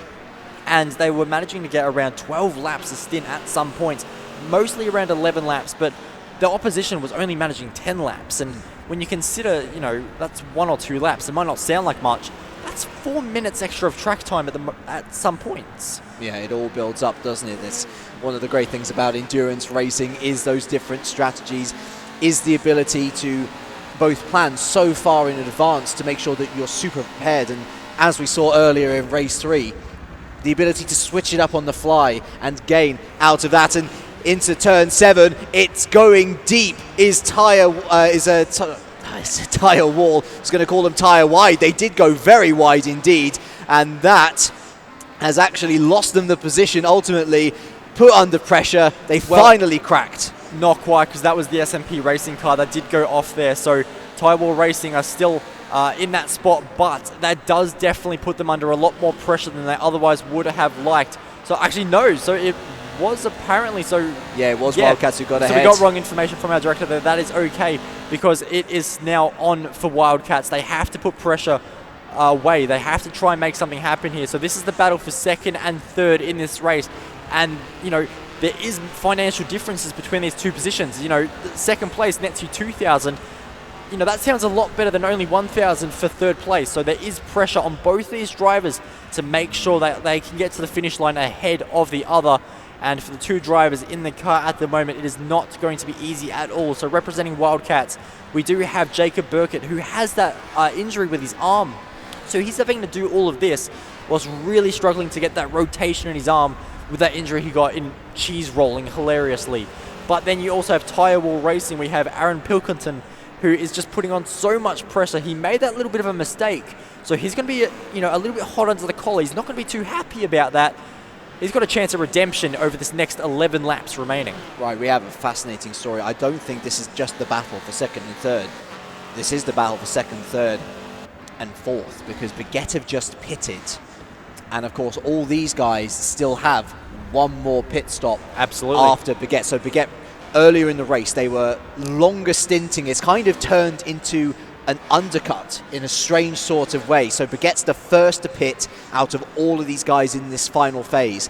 But rather than having that supreme advantage of being in a podium position, which they were hoping, they now find themselves battling for P3, but at a disadvantage because they'll have the worst tyres out of everyone in the field come the end of the race. Yeah, absolutely. So they might gain that track position at first, but then they've got to just be a roadblock, essentially. They've got to defend that position. They can't let the others go past. Yeah. And they're not going to have much to fight with, like you mentioned. Their tyres are going to be absolutely shot at that point. So it could be a very interesting dynamic, but it all depends on how these other pit stops go, because, of course, Baguette Racing, they could still come out behind these two in front, and if that so happens, they've still got every chance to fight that, absolutely, but do they have the pace to do it? Do they have the tyres to do it? That's the question marks surrounding Baguette Racing at the moment. They've done an amazing job with the fuel strategy. They've really, you know, planned that out from the start. They've maximised their opportunities, and they've executed as well. That's the most important thing. It's all well and good saying that you can hit this fuel target number. Actually executing that without dropping too much pace is the hard part.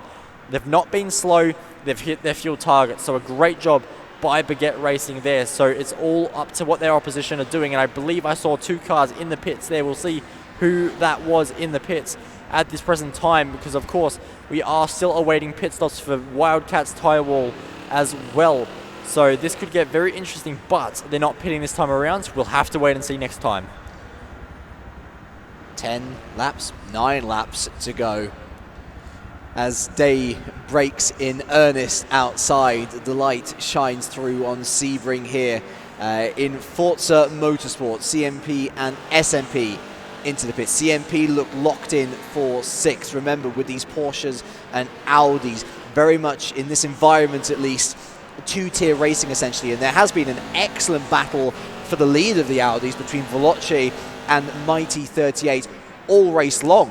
Mighty 38 just coming into the pits now, actually. I think that should see them still ahead of Veloce by the race end, and that's really not great for Veloce. They would have hoped to have been the lead of those Audis again, to just damage control, reduce the amount that Baguette is going to gain over them even further from race number 8. Aaron Martin Pilkington, one of my drivers of the prototypes at least. Amazing job at Silverstone. He's done a solid job here. They've lost out to Wildcats, but they've got to keep their eyes focused. They've got to know Baguette are coming for them. And okay, they might be with the advantage at least in terms of they're going to have the later pit stop. They should be okay until the end. If they keep their eye off the ball for one moment, then it's possibly game over for that prize money and for third. And how many times have we seen a driver that just drops the ball during this race? Well, Baguette Racing themselves know from previous how easy it is to learn or to lose a podium, sorry. Yeah, absolutely. But we also had Tyre Wall Racing a bit earlier in the race as well. Of course, they cut through the grass as well, lost some spots there. I don't think really any driver in this field has been flawless apart from maybe the Kitty Crew car. You know, it's been a very tough race. These drivers have been pushed very much to their limits all race long. And it is showing that there is signs of fatigue. There is signs of just little mistakes they normally wouldn't have otherwise made. You know, just starting to creep in, which is not ideal for them.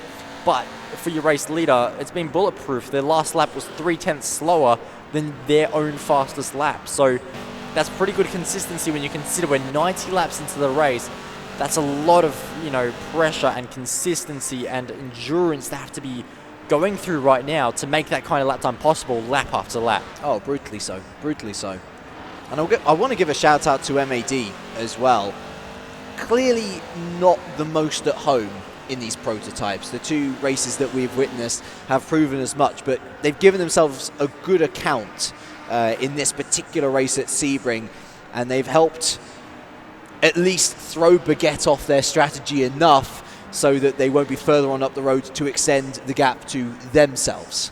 Yeah, absolutely, and that's what they have to do, and we do have a pit stop coming underway at the moment, so it's going to be all about how this plays out. Who will come out ahead of the other? You can see there, that is your driver of Baguette Racing making their way into Sunset Bend. Just the entry speed they carry is so high, and it's actually both of them, Wildcat and Tirewall Racing, are both in the pits. So ladies and gentlemen, this is where we'll get an idea of who will stand on the podium in second and third for this race. And you can already see that Baguette Racing will have the advantage on one, but not two. Wildcats, I believe that was, do seem to have come out in front. So this is where it's all going to come down to, the 42 car versus Baguette Racing. It's going to be ultra close the entire way to the checkered flag, assuming Baguette Racing can hold on to their tyres. If these two start fighting though, you have to keep an eye on the cars behind as well. Wildcats are going to be loving this. The battle for the final place on the podium heating up, whilst they can just focus on moving ahead. It's a late break into the hairpin, and Tirewall are going to have the inside line. Again, the kink helping them out, as it has done so many times already this race. They're able to extend the gap just a little bit, whilst, of course, Baguette on those fading tyres in comparison to Tirewall, forced to back out and try another day. Moving through the midfield section, it is still Tirewall with that advantage. They've lost 2 seconds already to the Wildcats ahead. Baguette, if they want to get the podium, they need to make the overtake in the next few laps or so. Yeah, absolutely, because those tyres on the Baguette Racing car are only going to get worse and worse over the rest of this race. So, you know, the pace drop-off on these tyres is actually pretty severe. We see a drop-off of almost 0.3 a lap in some cases. So these drivers need to make sure they make their move stick pretty darn early, and it's just not happening at the moment. You can see the Tirewall Racing car is just eking that margin now, 7.5 of a second, as they make their way into Sunset Bend after just one lap of the Baguette Racing car chasing it down. Well, keep in mind as well that this is their out lap, and so they would have had to deal with the cold tyres and the warm-up process. Tyre blankets. Alongside, of course, so it's not as bad as maybe it could be in other situations, but they had to do the pit stop, they had to go out, they had to make sure that they defended from the off.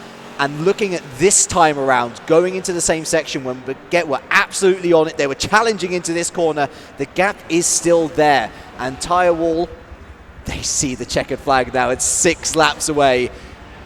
Oh, I cannot, at this point, I cannot see them losing it from here. Surely not. They've got the advantage in every sense of the word.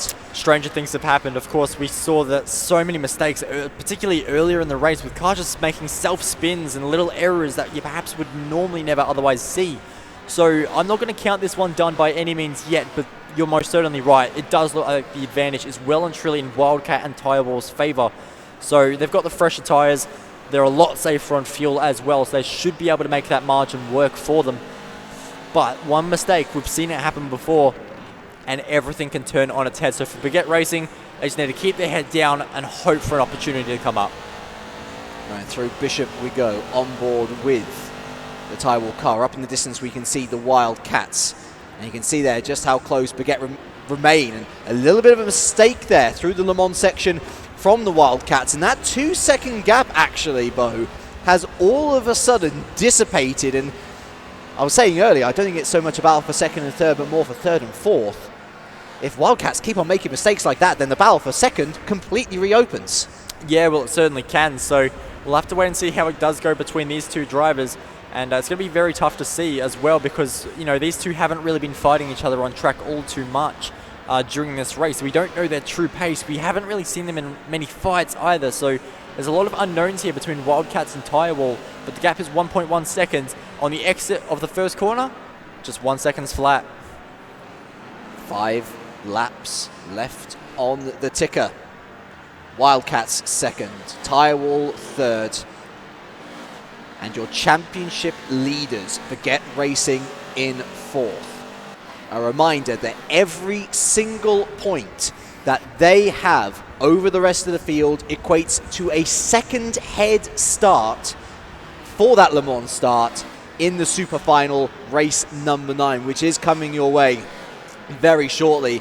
Within the next hour, in fact. It's been thick and fast, the races over these 24 hours. And it has been a long slog for a lot of these drivers, as well as the broadcast crew here as well, of course. One more race to go, though. Hour and a half as well, the shortest one. Every advantage counts. And you've got to give it to Baguette Racing. They're doing a great job here to battle for the podium, but so much of the heavy lifting was done in the 7 races prior. Yeah, absolutely. And I mean, that's what the amazing thing about this format is so much of your final race result depends on your other 8 races. So it really is about not just making sure you get that one good race, it's about tying them all together, making sure you get consistent results across the board. And the team that does that has the best possible chance of standing on that actual Le Mans podium in just a few hours' time. So that's something for these drivers to think about. Is in a few hours' time, someone in this room is going to be standing on the Le Mans podium celebrating a victory. That is a huge thing for sim racing esports. It's a huge thing for them as well. But who's it going to be? We talk about the money so much, isn't it? But that particular prize is the prize that money can't buy. Exactly. And of course, it's a prize that will go to first, second, and third. Whoever they may be, the identity of which we will find out before 11 a.m. today, local time. So Tirewall have been able to keep this gap down to Wildcats, now within a second. But they'll be worried because, yes, there may be time, there may be opportunities to come their way in which they can retake that second for themselves, but they won't want to overstretch their talent. They won't want to go for the move and then see it all fall apart in front of them because Baguette are lying in wait. Yeah, well, that's the worst thing you could do at this point in time, is just trying to overdrive the car, ask too much of it, and you end up throwing the result all kinds of away. So you need to make sure you keep it in the car's limits, make sure you're not overdriving, and that will really help you in the long run because you're not overworking your tyres. And, without your tyres, your car is nothing essentially. It's not connected to the ground, and you don't have any kind of fuel. So keeping them alive and not overdriving are the key factors at this stage in the race for your second place driver. But for the 42 car at the moment, which is trying to hunt it down, it's all about making maximum attack. As you can see, there's some lap traffic there, getting out of the way of your second, third, and fourth place cars, because of course the Baguette Racing car is coming with them as well, just not quite at the same pace. You can really see that earlier pit stop, what the strategy has evolved into, is really starting to bite them now.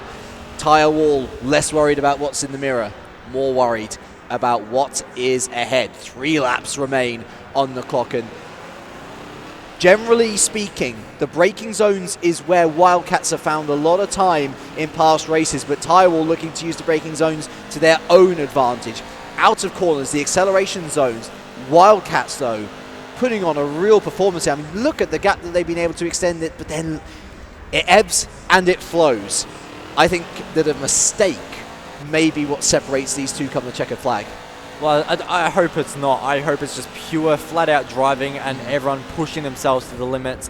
And it's the best man that wins. Of course, you don't want to see too many mistakes in racing, but they do happen. And, if Tirewall Racing are able to force a mistake out of Wildcats, they will take it every day of the week and run with it. So, it's about making sure you make the most of your opportunities. If that's the opportunity that comes up, then fantastic for them. Otherwise, I think it should just be a fantastic, fight. Who can put the most pressure? And can they close up to one another? Of course, MAD, CMP, rounding out your 5th and 6th positions. And of course, we have the Audis still in this race, of which Mighty 38. Again, those guys, for those of you all joining us just now, what a performance. Every one of these teams except them have 3 drivers. They brought 2, and yet in what is essentially a 2-class race in this particular instance, they're leading their class, and against Veloci, who going into this were joint second in the championship. Yeah, a bit of a nightmare for Veloci. Of course, they had the opportunity to be on the front row of the grid after this race, but car choices just let them down, unfortunately. That Audi just did not have the pace around Sebring, didn't have the pace around Silverstone. I mean, it's just one of the compromises you have to make in this $150 million budget. As you can see, that actually the Tire Racing car just overdriving a little bit too much, and the car just not responding to the demands that's being put through it. But yeah, for Veloci Esports, it's a bit of a missed opportunity, I think, because I believe they might, they'll just hold on to ahead of Williams Esports, but they could have been so much higher. And for Veloci Esports, you know, I think they'll be kicking themselves quite a fair bit about that choice to go with the Audi. Of course, we'll have our full results in the championship table moving into the final round, all confirmed for you as we enter that final round. Full confirmation of the grid, of course, going with that. A reminder, a very unique start coming up for that. It's a Le Mans start, much like we saw in race 1, so drivers running from basically the back of their pens into the cockpit, sitting down and driving off from the line, but every point in the championship that they have earned over the next guy behind them, that is a second. So say there's a 5-second, or say there's a 5-point advantage in the championship, that translates into a 5-second head start to the guy behind you. Genuinely, every point has counted going into every race so far, and it's been great to see this journey through the 8 races so far, through history, ending up with 2 modern interpretations. We've got the modern prototype here, the modern GTs at Le Mans, our final event. And these guys only 2 laps away from that now. A late change. Williams move ahead of CMP. So a drama for CMP at the end. Remember, they were on the podium. They were battling for that podium for a good quarter of the race. Such a shame to see them fall at the last. But right now it's P3 that we're interested in. And Tyrell, they just got to stop overdriving that car, because it's as simple as this. I think Wildcat is a little bit too far up the road now. They just got to keep Baguette behind. And again, that's 3rd for them, a 2nd podium, and another $1,000. Yeah, absolutely. I mean, that's going to be the motivation for a lot of these drivers is, you know, yes, the points are important, especially going into that final race, but if you can net just another little bit of money, you know, that's such a big advantage. So that's going to be a very, very interesting thing. It's going to help them out quite a lot financially as well, because a lot of these sim races, you know, I know a lot of them are quite young. They're still studying, going through courses, uni fees and all of that. So, you know, getting that extra bit of money, it honestly, as cliche as it might sound, it can be life-changing. Oh, 100%. Well, again, given how young some of these guys are, to go home with the money that they are already is amazing. And speaking of amazing, well, this race has absolutely flown by. All 97 laps of it so far. We're on the 98th and final now, and focus well and truly deserved here on Kitty Crew. A 2nd prototype win. What more can be said? I mean, their driver's been practically faultless. I just think they've got that prototype car nailed down to an absolute T. So it's been a fantastic car. They've really made it work, and their driving style clearly just suits, and they're able to extract, you know, a really good setup for both drivers. It's not a compromise for one driver or the other. It's a really nice working harmony. Dan Nyman and Evan Thorogood, Force 1 and Raceboy 77. The American and the Canadian, they have worked in amazing synchronization throughout this entire event, and yet another race win soon in their hands. Just moving through the final stages of Sebring here, through Bishop into Le Mans section and back out onto the Ullman Straight for the final time of asking. They go. It has been dominant. I mean, what's the final gap that we're looking at here? Surely going to be nearing 30 seconds once our overlay comes back round again. Picking up fastest lap as well there with the 42.4. And there we are, confirmation, 27.8 seconds. And that's before Wildcats hit the line themselves round the final corner, round the sunset bend. It is the Kitty Crew with their 2nd win of the day, and it is a 2nd prototype win at that. Raceboy 77 across the line, and they have gained crucial points on Baguette as we move onto that final round of the day. An excellent effort from the Canadian. Coming home in P2 will be the Wildcats. Another podium for them. Again, an up and down day, but what an up to end on before the big finale. And coming home P3, I believe, just to be confirmed in a moment, will be Tyre Wall, picking up a second podium for themselves as well. Again, they love these prototype cars, don't they? Yeah, they absolutely do. It's a really, really good car for them. They've clearly got them figured out, as we sort of touched on. And, you know, if they can keep doing these prototype races, that's fantastic. But unfortunately, there's no more prototype races. The only one left is the all-important GTE races.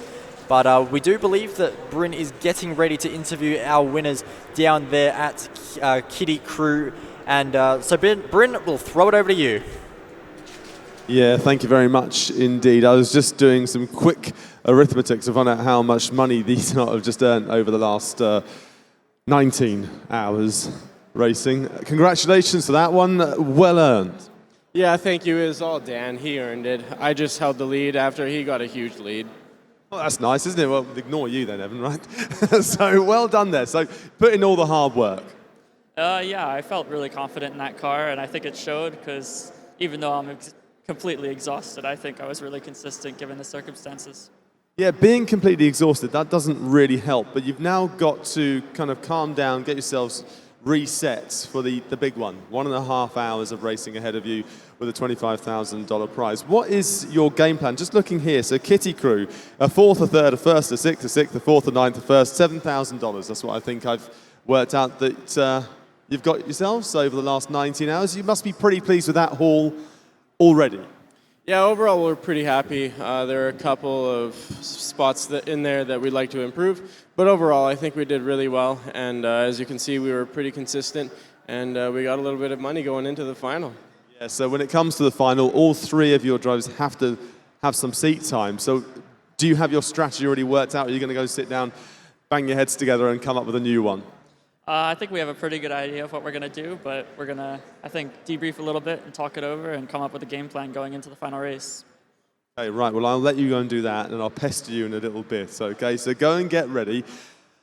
Amazing stuff. So we've had 8 pretty impressive races. We've got one more to go, the really big one. Now, all the points that they've accumulated over the 8 races, it means massive deals because as the grid is formed in all the races so far from race 2 onwards, it's actually been inverse of the grid, but this race here is very different. Le Mans start, and the points difference between one team and the next in the order of the championship table equates to 1 second head start. So if you are 5 seconds ahead or 5 points ahead on the tally, you'll be 5 seconds ahead when it comes to the race. So it does mean a lot when it comes to the racing, and it's going to be a major part. It's going to really, really be crucial when it comes to this final race. We'll find out the implications before we start the next race, though. But if you've enjoyed this, if it's your first ever view of esports and you'd like to find out more, just go to lemonesports.com. If you go there, you can find a little form. Fill it out and we'll keep you up to date with the second season. And if you want to be a part of this or even have a chance of being here at Le Mans for the second season,